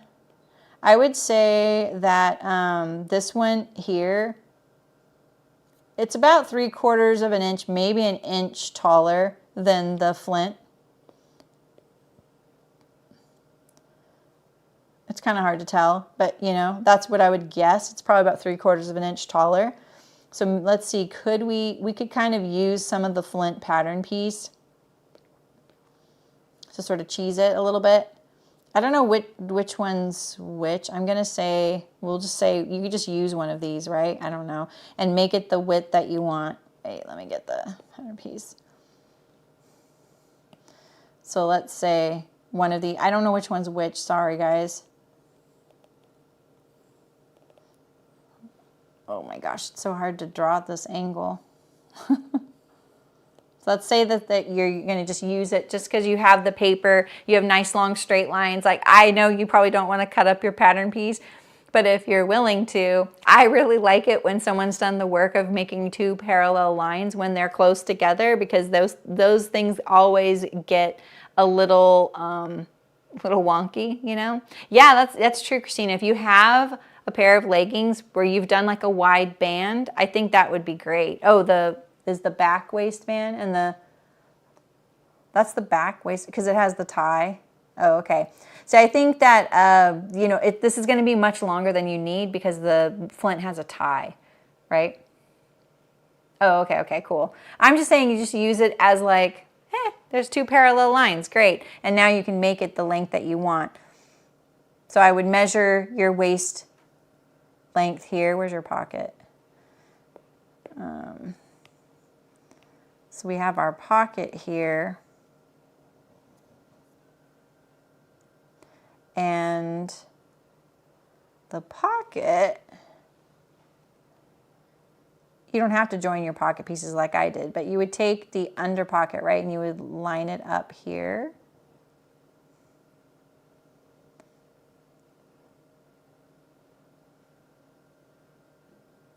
Why is the opacity not doing very much? Okay, well, you can kind of see this right here completes, is that hidden? This right here completes this corner here, right? So now you can measure from center front along the waist to here, and that's your front waist measurement. And then your back here to here. Remember, we have seam allowance here and here. So you're going to go up to there. There's your seam allowance. Here's seam allowance from here to here and here to here. You have your back waist, right? So now we take our nice long piece here. We're going to make it the width we want.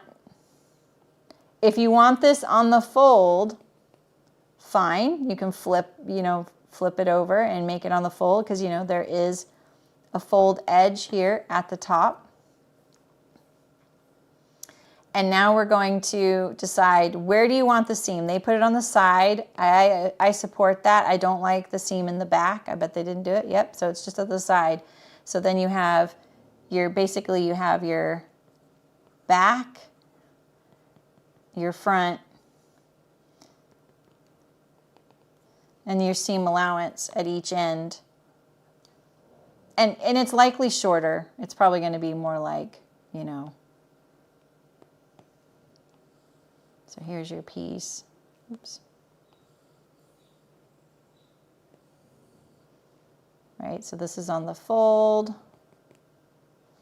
You have seam allowance on all 4 edges.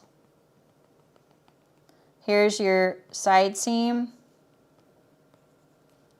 Let me turn it this way so it makes more sense. This is your center front.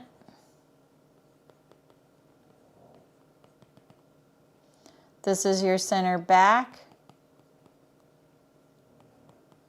This is the side seam that sews to this one here.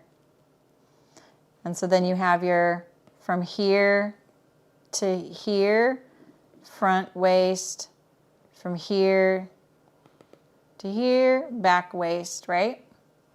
And that's your waistband. Your messy, messy waistband. So that could be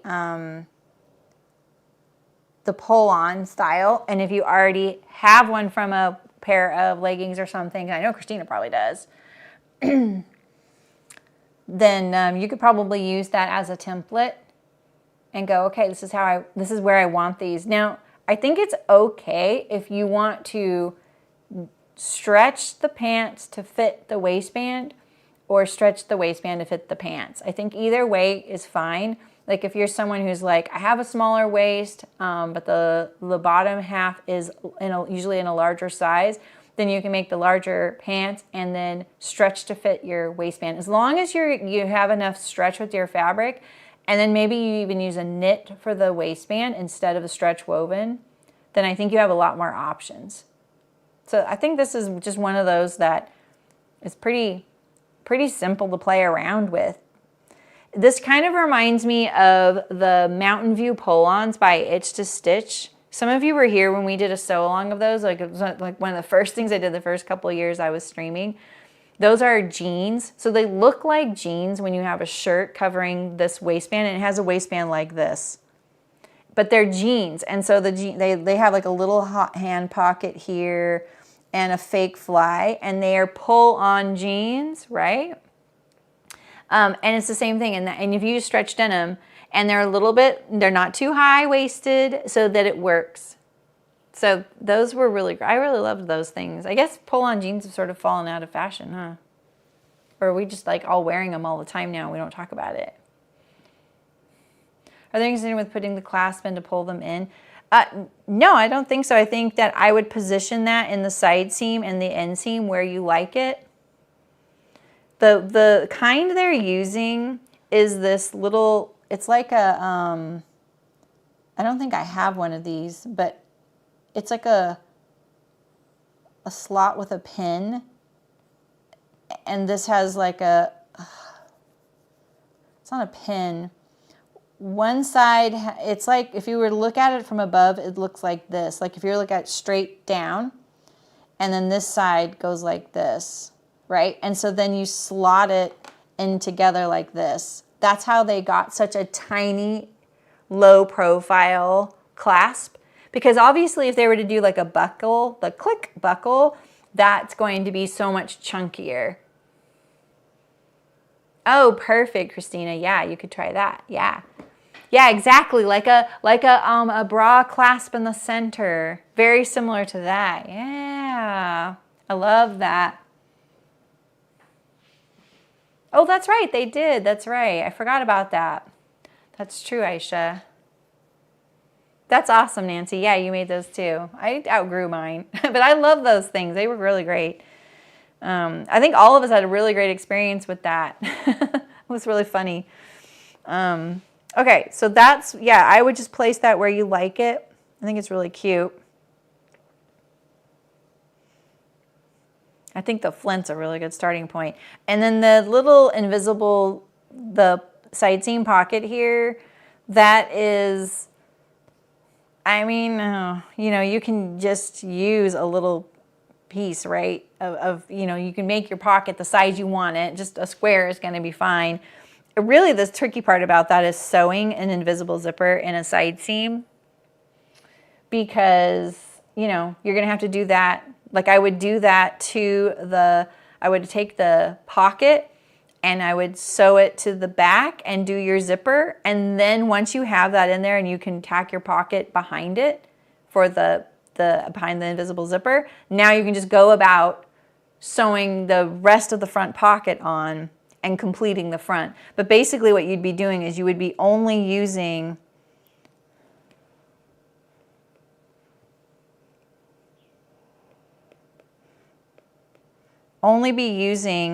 the back, the back and the under pocket. I would sew these two together first, right here at the side seam. I would put my little invisible zipper there. I would place my pocket behind there. And then now you make the piece the rest of the way whole, right? They've never been in fashion. They were here. So, and then you can add your front pocket to here, and then you add this to here, and then you finish sewing. Yeah, not fashionable, but popular. I think they're secrets, you know, like people don't know a lot of people are wearing them because they look like real jeans from below their shirt. So yeah. All right. Do you have any other questions about this, Christina? Since this was your submission and you're here. Look at how cute Noodle is right now. He's taking a little, can you see him? Ugh. Oh, he was just taking a little bath in the post there. No, okay, cool. Well, and I'll help you in workshop if you ever need it. So, all right. This one. Okay. Our last one is this little wrap top. This one seemed really popular. I think you guys were really into this. Okay, so the first thing I noticed about this is that the side seam is forward right here, unless there's also a side seam right here. And I think that this really helps because this wrap top is probably always tied. You don't really have to tie it to put it on. You just pull it over your head. It's got a large enough opening for your head, and you don't really need to undo it, which kind of gives you some options, you know, like, because this right here, this, let's say we can see what's happening with this under one. It could just be sewn to this seam here, fixed. And then all you really need to do is make this top piece and a tie here. And those pattern pieces would look,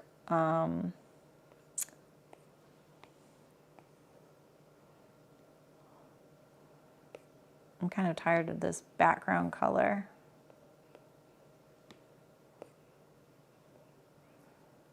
Let's say, no, that works. I like that better. Okay. The pattern piece, like for this right front, let's say it's really low. It goes like this, and then I think what happens is it goes like this, like that.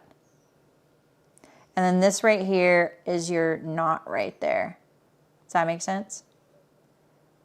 And then on the other side, you know, you have this seam here. You have this other little tie that comes out, this little pattern piece like that. Hi, Fiona.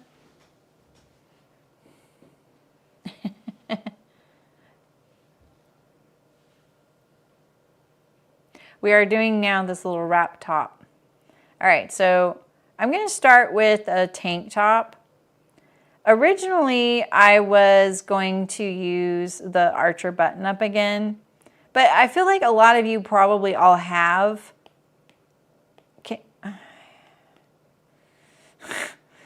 I feel like you all have some tank top in your pattern stash, right?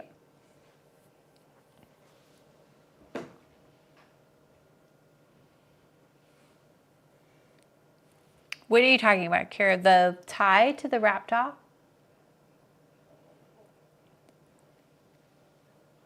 Oh, okay, cool, Amy. I'll have to look that one up. This is the Willow Tank by Grainline Studio, so that's kind of funny. This one right, I don't know about the Love Notions one. I don't know. All right, so this is a very simple tank. It does have bust shaping, and it comes in the full size possibilities at Grainline. It does, right? Yeah, it's so much less fiddly. I think so too. I actually really like this tank top. It fits really nice, and I really love the wide hem. It just fits really nice. So here we go. This is what we're looking at. I don't have this digitally either. This is how out of date my pattern stash is kind of getting. Let's take this.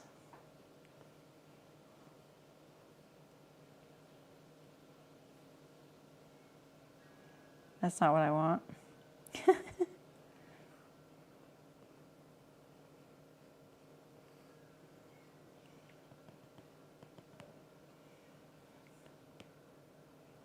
Really should have drawn that on a separate layer. We get in punchy. Okay, so here's one. And then for the back,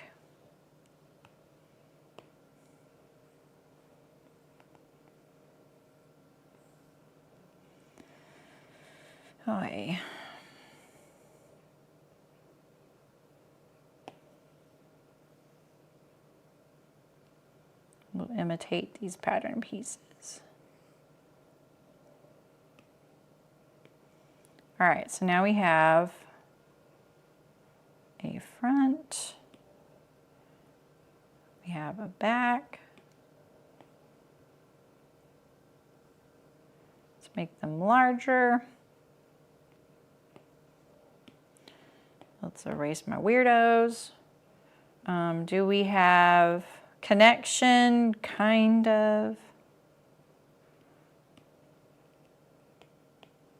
I want you to know I did prepare a lot for this. It's just really hard to track down all the patterns and be like, oh, that one would be better. Yeah, so. Yeah, this is woven. Yeah, right. I feel like there's just a lot of tank tops out there. So just start with the one that you have. All right. So let's get rid of this and pull up. This is our reference. You can actually do a reference photo in Procreate, and it just sits on the screen, you know. I just don't use it very much, so it's fiddly for me because I don't use it. All right. So now our changes are basically that we need this forward side seam, and I feel like it's attached to the back, like it becomes one. So basically the back is like this and the front's lopped off. Okay, that's what I'm thinking. What do you guys think, or what would you want? I don't think there's a seam here. In other words, I think that the back comes out like this, and then the front is this piece here. There was no back view of this one. It was sold out. A lot of these were sold out, so I couldn't look up the back view. Like I couldn't look up the, it might have been the notched jacket. Oh, it's the pocket on the pants, yeah. Now I don't remember what you said. Sorry, Kira. Oh, the pocket. It looked like it was in the side seam. But yeah, you could just do it. You could put an in like a pocket floating on your under pocket. I think that's going to add a lot of bulk, though. I would probably use the side seam. It looked like it was the side seam, but maybe I'm wrong on that. All right. So what I like about the willow is that there's a dart. If yours doesn't have a dart, this is going to be even a little bit more obvious what to do. But you're going to decide like how much you want this to come forward. And I'm going to say that's like a solid 2 inches from the side seam. So I'm looking at like from here to here, right? And so you can do this a couple of ways. So what I would first do is I would draw in my seam allowance on my pattern, right? I really want to give you a nicer pattern piece here.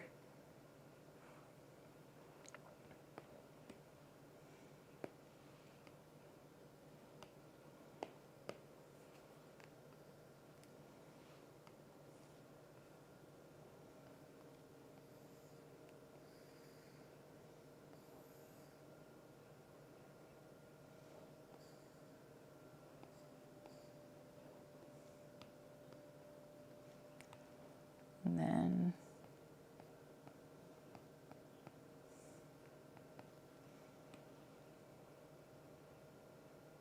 you saw me make a new layer, right? Oh my goodness.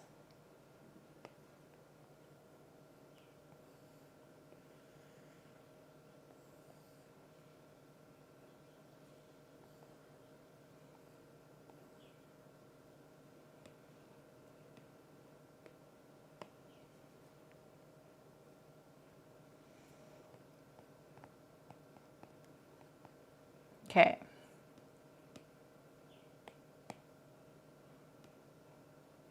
Close. All right, let's start with a solid thing. Okay, so let's do a seam allowance. This one has a really wide one. And then let's do it on the back here.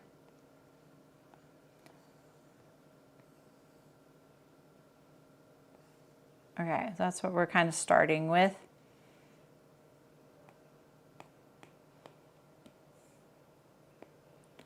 And then we're going to measure on the front here where that 2-inch mark would be. So what I would do is I would close this dart, all right? So close this dart, your paper pattern, and then I would draw the 2-inch line forward.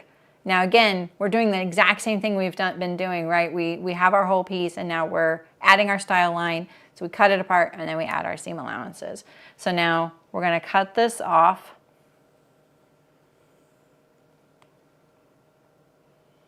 And now this dart,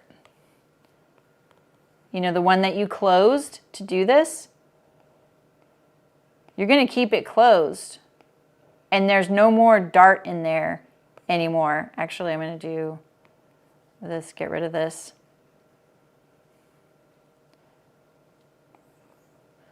So now that piece looks like that, okay? And now we need to attach this to the back. We're going to overlap it at the seam line here. I'm going to look at the underarm point and the hem point. Now, one thing I didn't do, and I apologize, is we didn't look at our overall silhouette, and because that's really the first thing you want to do, right? You want to look at the silhouette and go, how close is this silhouette of the willow looking to this? And I zeroed in on this forward seam. Side turn is the front seam is mirrored on the back. Not that you have to do it that way. Oh, okay. Is there a side seam, or is it just a like a seamless panel? Like there's just it just sews to the front and the back, and there's no side seam, because it doesn't look like there's a side seam. So I'm gonna back up. I know you're probably gonna be like, no, but I know everyone's pretty into this one, so I would like to show you this kind of correctly. So I think that this is a looser, straighter fit compared to the willow, right? This is the willow. It's not far off, but you can tell this is a little closer fitting, right? So we can make this a little bit looser. I think the armhole really shows that on the, see how much lower this is than on her? So that's a good indication as well. So we can, because then we can kind of like go out a little bit and we have a little bit of play. This is a very loose drapey top, you know? So we want our silhouette first. So I would straighten out the side seam and I would make it the length that you want now. Okay, so we're going to straighten this, make sure the side seam is straight, and then do we want to add a little bit of volume? We can add it so that we cut this off and go out like this, which is going to make your armhole bigger, but I wouldn't do that. I did read that. I did read that. Yeah. I'm just doing this too. So, but we could also just add it a little bit at the bottom, you know, like this, like adding, see how that opened up at the wedge? There's no closure, it's sewn shut. I can tell that, right? Like that. Or we could go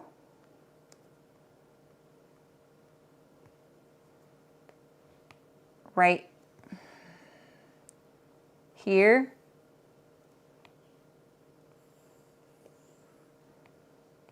Right, like this, add a little volume like that. We've not changed the armhole at all. The seam is very helpful for the wrap though. It keeps the wrap knot in front. It doesn't put it on your side. It's actually really clever. So if you want to add a little volume, I think this is the way I would do it right here, is I would pivot it out here. There's a lot of ways to do this, so just FYI. We'll put it there, and we can kind of do the same thing on the front as well. We're going to close this dart. So basically, let's pretend like this dart is closed. This is the one thing I can never imitate in Procreate, is showing a dart closed on the screen, because it really does look kind of cuckoo bananas. It makes the pattern piece wrong because there's shaping, right? So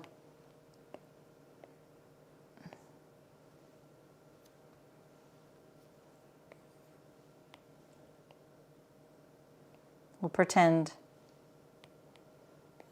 that it's oops. That's not what it would look like, but it's because it's shaping. All right, so we'll pretend now that our dart is closed up here. Okay, for the sake of the tutorial. All right, so now we're going to do the same thing. We're going to add our little bit of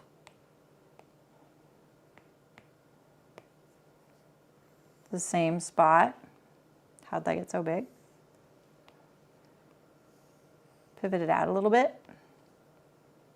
Just make it a little more relaxed, right? Not much, right? Oh, you don't see it. It's just, you know, do you want a coffin shirt or not? All right, and so now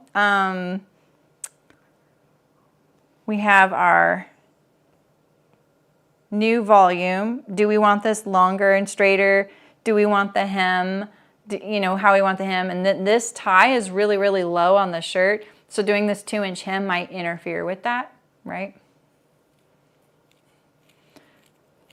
Well, that's great, thanks. Maybe I can try and include that in the original event, but here we are. This is someone else's submission, not mine. All right, so now we're going to choose where we want this. I'm trying to grab the color thingy, but you have to tap the screen sometimes, just in case you've ever struggled with that and it doesn't show up. It's because it thinks the cursor is somewhere else. All right, so we filled it in. We've added our piece of paper to this. All right. And we've got our extra volume. Did you add length? You know how to lengthen and shorten, right? It's not your first day. There's a lengthen and shorten line on the pattern. You can lengthen and shorten. All right, and so now we're gonna add that little style line for the side.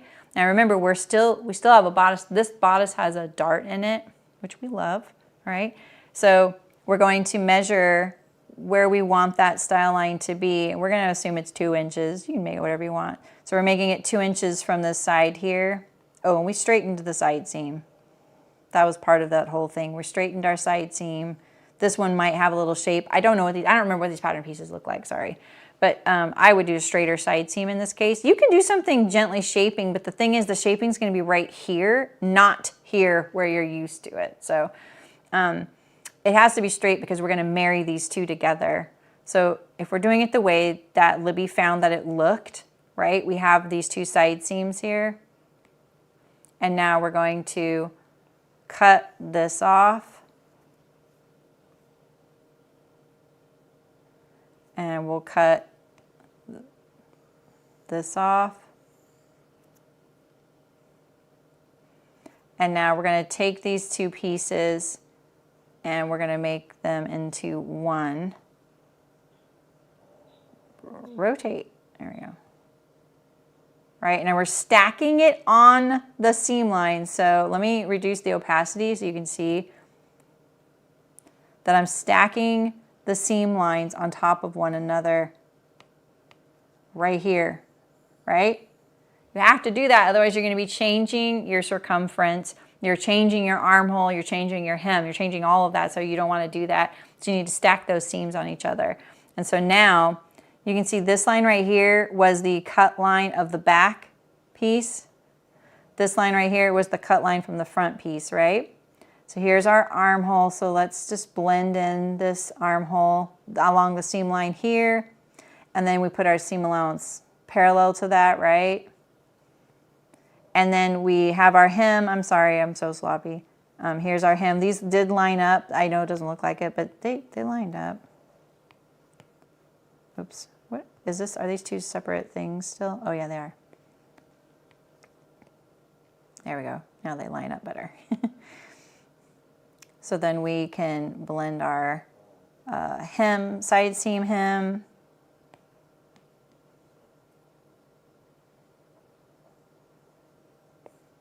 Give me a color, give me a color. Hem.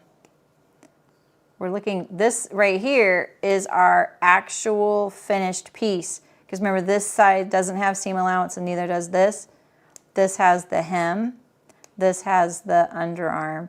And then now we just need our seam allowance parallel to that new line. And when you get things like this with these crazy points like this, let me give you a tip. You can cut the point off. Just cut it off past the seam allowance. So let's say these intersect like this, right? Now you could take your ruler and from this point here to the seam allowance. So if this seam allowance width right here, let's say it's 1/2 inch. 1/2 inch from here to here, this is a 1/2 inch. You can cut all that off It's not necessary. It's just going to get in your way when you're sewing. See you, Libby. I know, right? It's been fun. I like doing these. So does that make sense, right? You don't need this. It's just extra. You can cut it off. You're not losing anything. It's just a lot of real estate that's just going to drop off into the ocean anyway, because this is your seam line. And so look at how far away this is to here. That's a lot, right? So anytime you have those crazy points, just measure from the finished point of the seam out the seam allowance and just chop it off. Boop, that's all gone. Okay. All right, so now we have this pattern piece. This is our cut line. And let's just put a couple of back notches and front notches because we don't want to forget which one's which, right?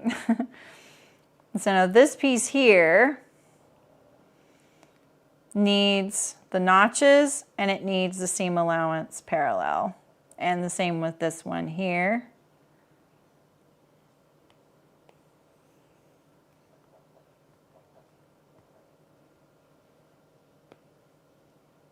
Where are we at?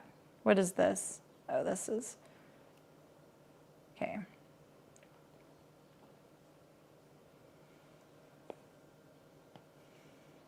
Okay, here's that cut line, and then we add our seam allowance to that.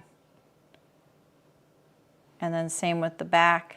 That was the cut line, seam allowance on the back. You're gonna add your notches the same distance away on the seam line from here to here. Here to here, that's the same, right?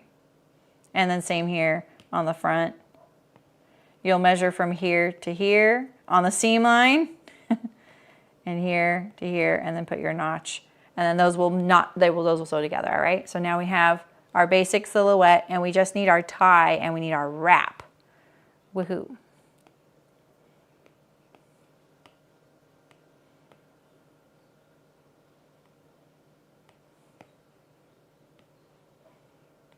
Okay, so here's our front.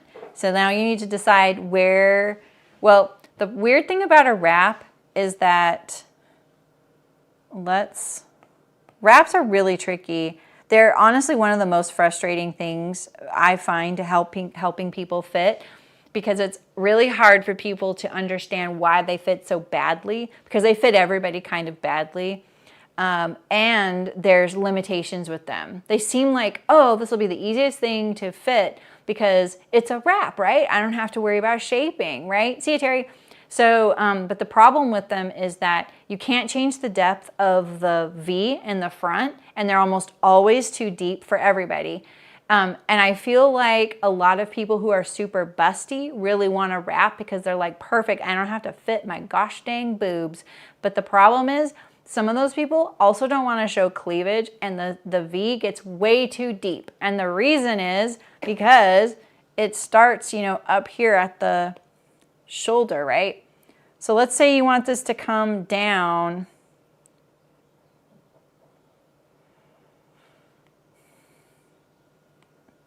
Let's say you're like, okay, this is where I want my wrap to be. Ah, looks great, right?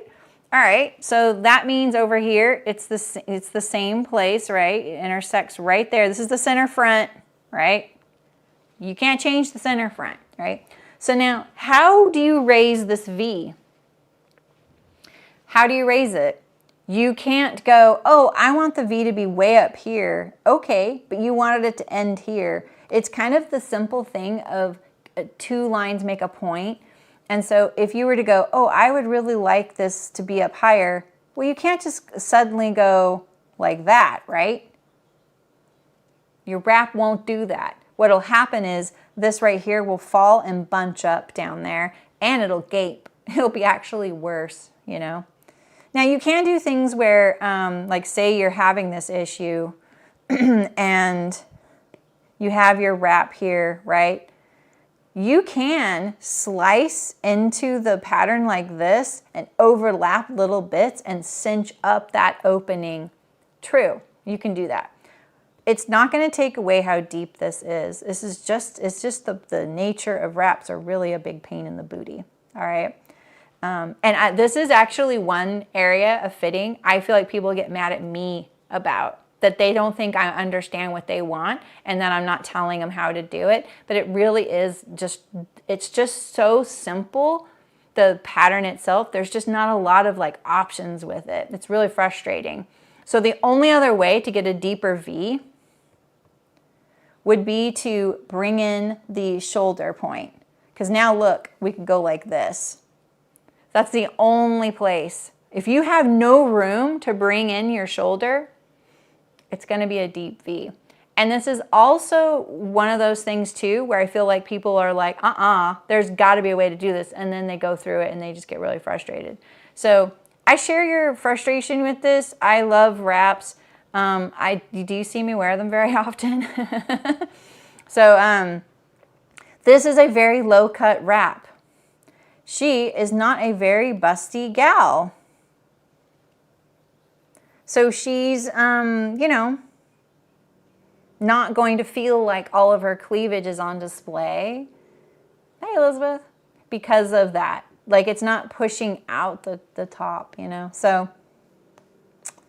anywho, back to our wrap. So, where do we want this, right? We do want it really low, right? Down here. Whoops.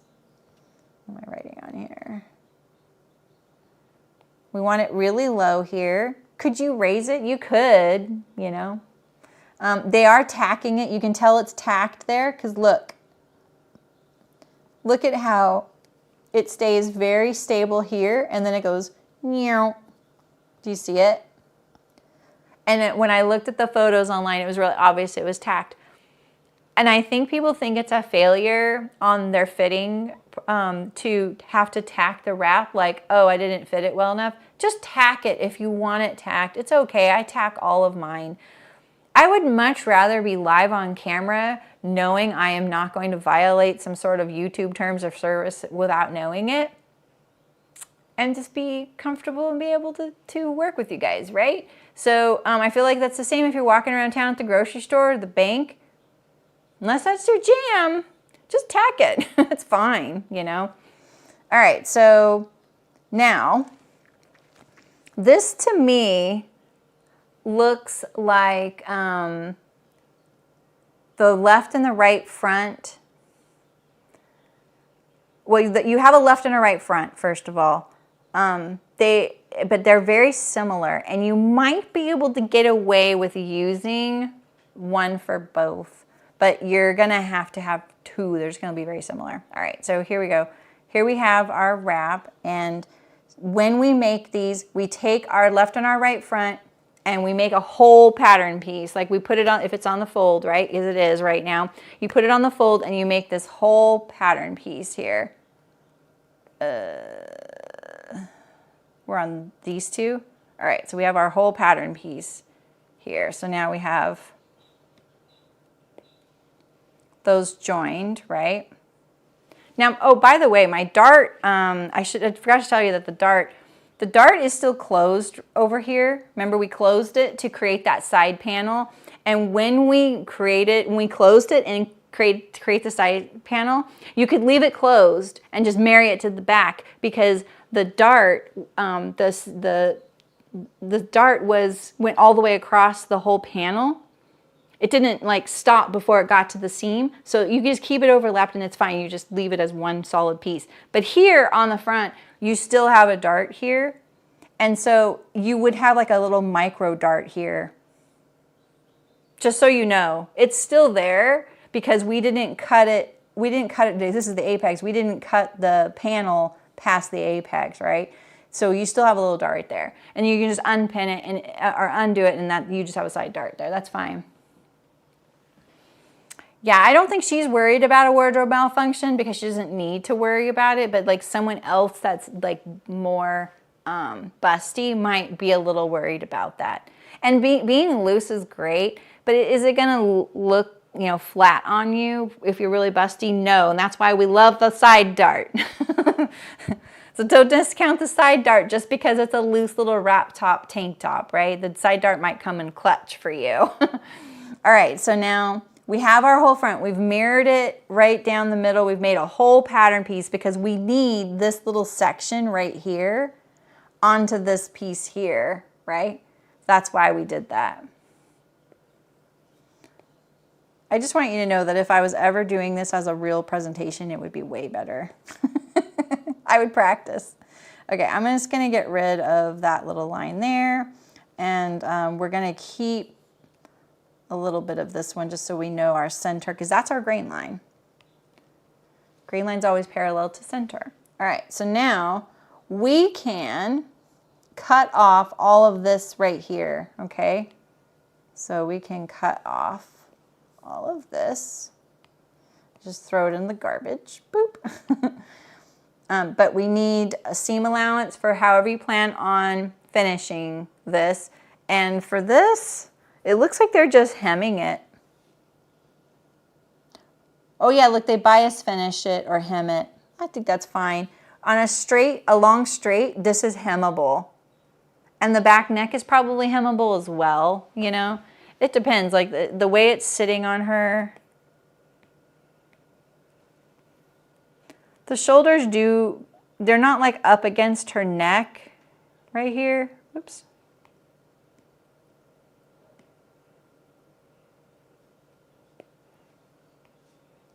Right?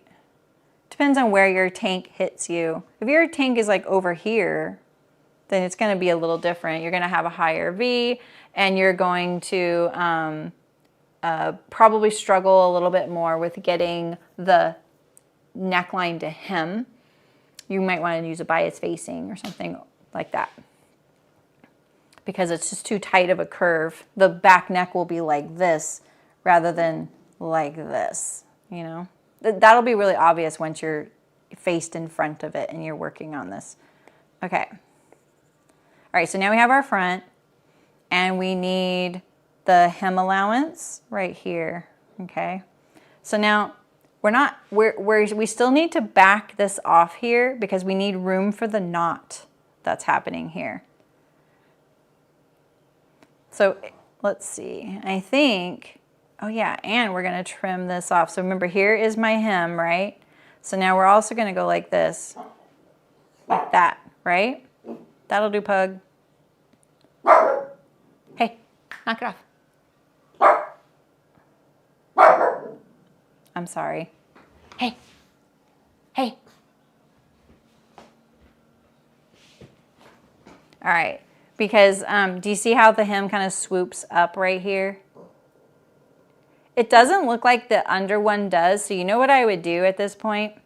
We're going to save this piece right here, and this is going to be our this is going to be our left front, the under front, all right? So now we've copied and pasted it, or we've traced another copy. This is very important. Copy and you know, make yourself another copy. And then that one is going to be your under front, and it's going to get sewn into that seam down there, right, at the side seam. That one is now done. Left front or under front. And then our right front, the top one,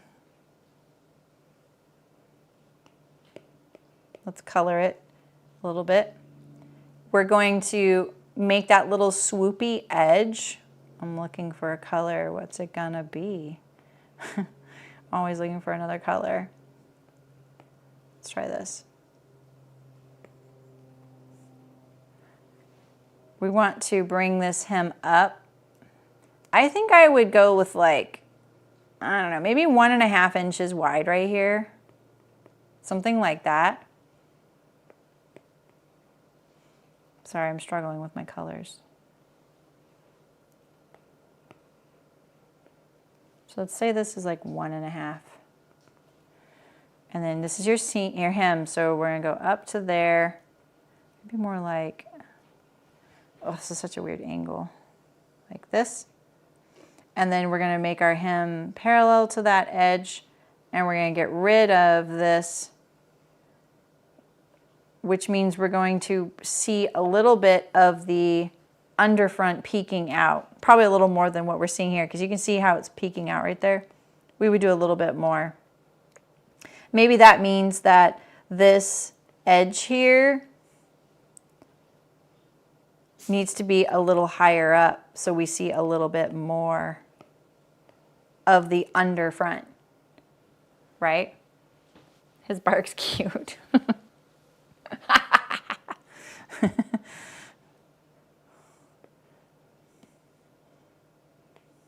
I think I'm getting a little punchy. Okay, so, right, so now you can see a little bit of that under front hanging out, which I think is cute. It kind of lends the wrap vibe, right? See you, Sarah. I'm almost done, I think. All right, so now we just need to figure out the tie. So we want to, what do I want to do here? We're going to need to back this off a little bit and have room for the tie because it's kind of like, it's like right here, right? We have a knot right here. And so we kind of need this to be able to end about right here and then our tie happen. So let's back that off about right here. And I would kind of play around with, like, if your fabric's really lightweight, you might be able to not have to back off so far. If you're using something a little thicker, the knot might be thicker. You might need like a ½ inch extra, you know. So here we have our to here, and then we'll get rid of this here. I'm gonna hide the under front so we can kind of see what's going on here. So here's our front, and then we need our seam allowance to that edge, and we actually don't need that seam allowance there. And now we're going to make this piece have a tie built onto it. This is always longer than you think. Definitely take a piece of scrap fabric and play around with this because it's really incredible how much fabric it takes to do a knot. Just a knot in general, it's like 6 inches or something crazy. So this is when I would kind of taper it a little bit. And remember, this is the finished width, right? And I would narrow it down so it has a place for the knot. And you're gonna have to play with this. I'm losing space here. That's actually gigantic, proportionally speaking. It's gonna be more like this. Actually, maybe even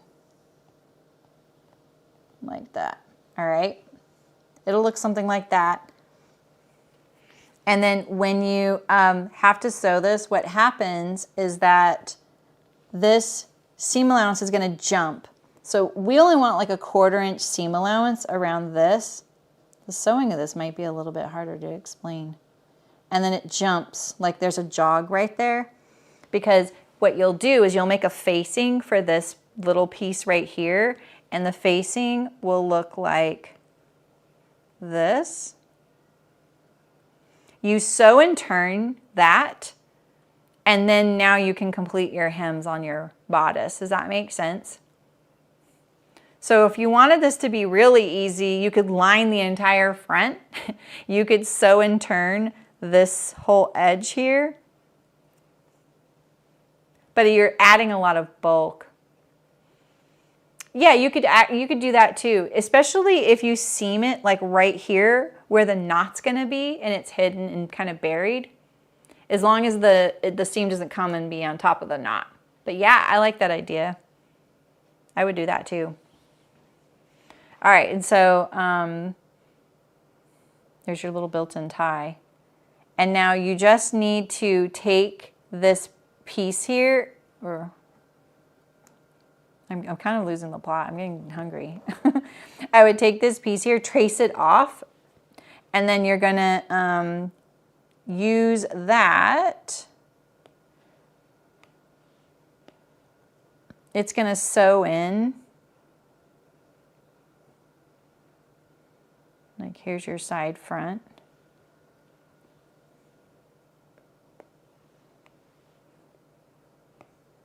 Here's your under front, right? And this little tie is going to sew into the side front here, the seam here, and then you can tie them together. Like, and I would make trace this off and then cut to, sew and turn around the tie edge, leave the little end that gets sewn into this one right here, this one right here. Oh my God, I'm too messy. This end right here, that gets sewn into this seam here. Ugh, I'm embarrassed about how messy this is. I'm so sorry. You know what it is? It's like I'm always fighting to make this interesting, make it so that you can follow it along, make it so you can see it, and then also keep it fast paced so it doesn't get boring. And it just means everything's kind of half, not as good as it could be. And I apologize for that. I'm very aware of what's happening. So,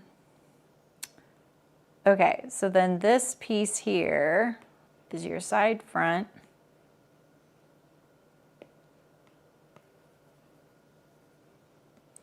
And we could, maybe we could fill this in.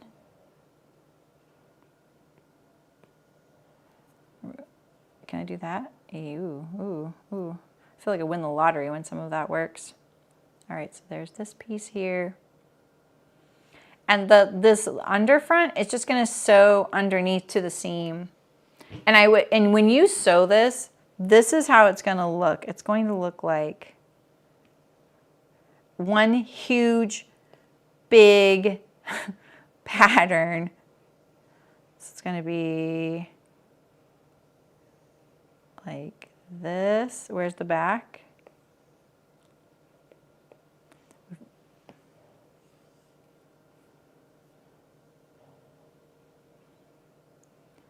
We have our back. I want to show you what it's going to look like on your, in front of you, because it's going to be one huge piece unwrapped.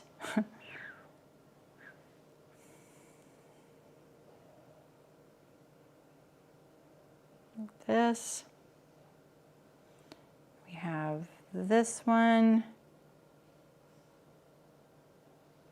And we have this one.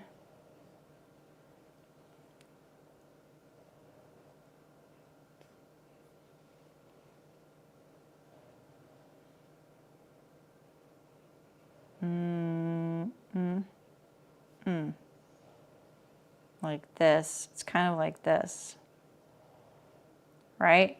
So this is all like one big piece before you, and in fact, actually, you have to leave this open right here.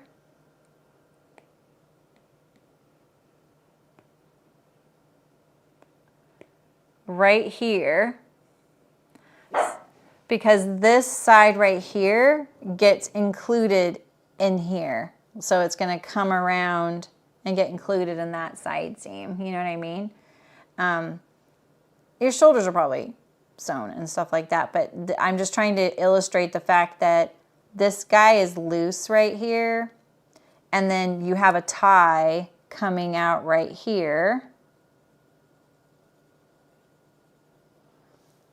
And kind of like, actually what your last seam is this one here. So you would sew and finish this edge here maybe, and then like your tie on there. Don't worry about your hem or your neckline quite yet. You actually could do the, actually you could hem your neckline on your fronts first, add your tie, sew and finish your tie, and then leave this seam open right here. Sew all of this together, put your little tie and put this in here, and then you put this seam here. And then that's your kind of your last one. Because the garment itself is a whole garment. The right front, the top front, this one is loose and flapping. So if it's untied, if it comes untied, you're not gonna have a wardrobe malfunction because it's secure here, in here. Does that make sense?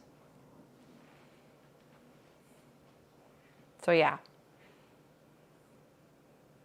this would be really fun to do and figure out like the actual sewing and stuff like this, because it's really simple, but there's a lot of, oh, I have to go here, then I have to go back, and then I have to go here, then I have to go back. You got to kind of like jump around a little bit because it's kind of mind-boggling. Do you guys have any questions about that one? That was like the simplest one, and it was hardest to explain. Get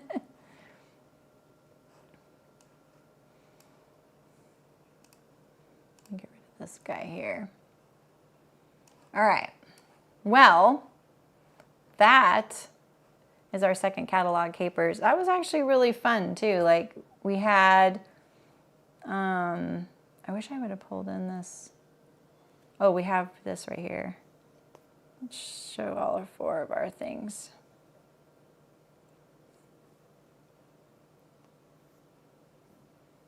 I hope if you guys ever do some of these things, you'll show me. I want to see what you do. I don't know, that wrap dress is only $20, so. Yeah, definitely, right? I know, it's funny because the pants were probably the easiest one.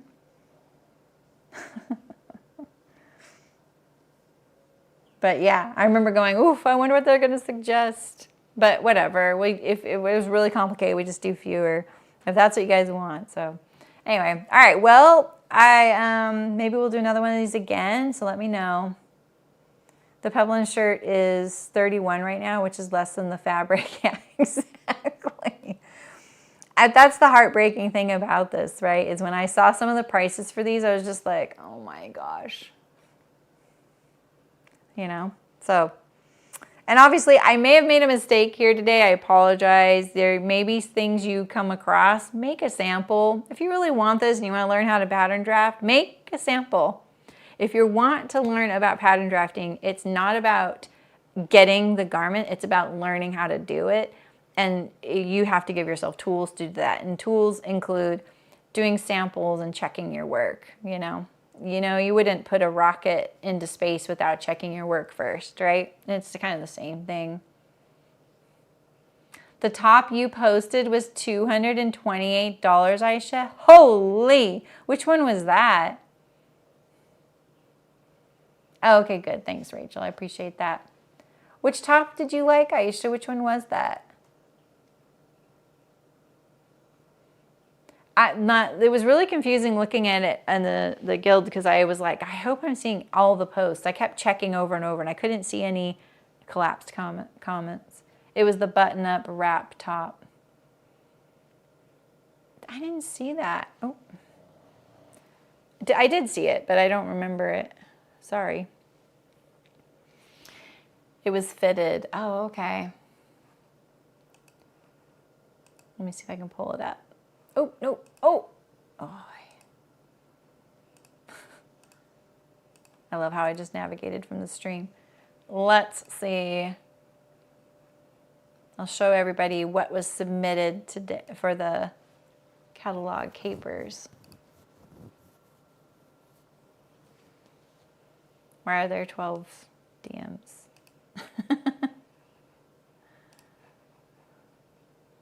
Okay, I can show.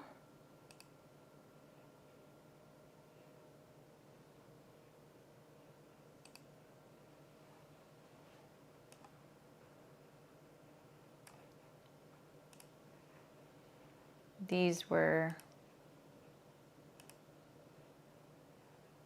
so we had these pull-on pants by LL Bean. There's the wrap top. Here's this one. This little cute dress. Another cute dress. A jumpsuit. The Peplum. The pants. Another, oh, I don't know what this, oh, a shirt. Pants. Oh, that was $228? Oh, wait, the photo that was showing for me originally, oh, no, I'm thinking of this one. Never mind. Okay. Holy.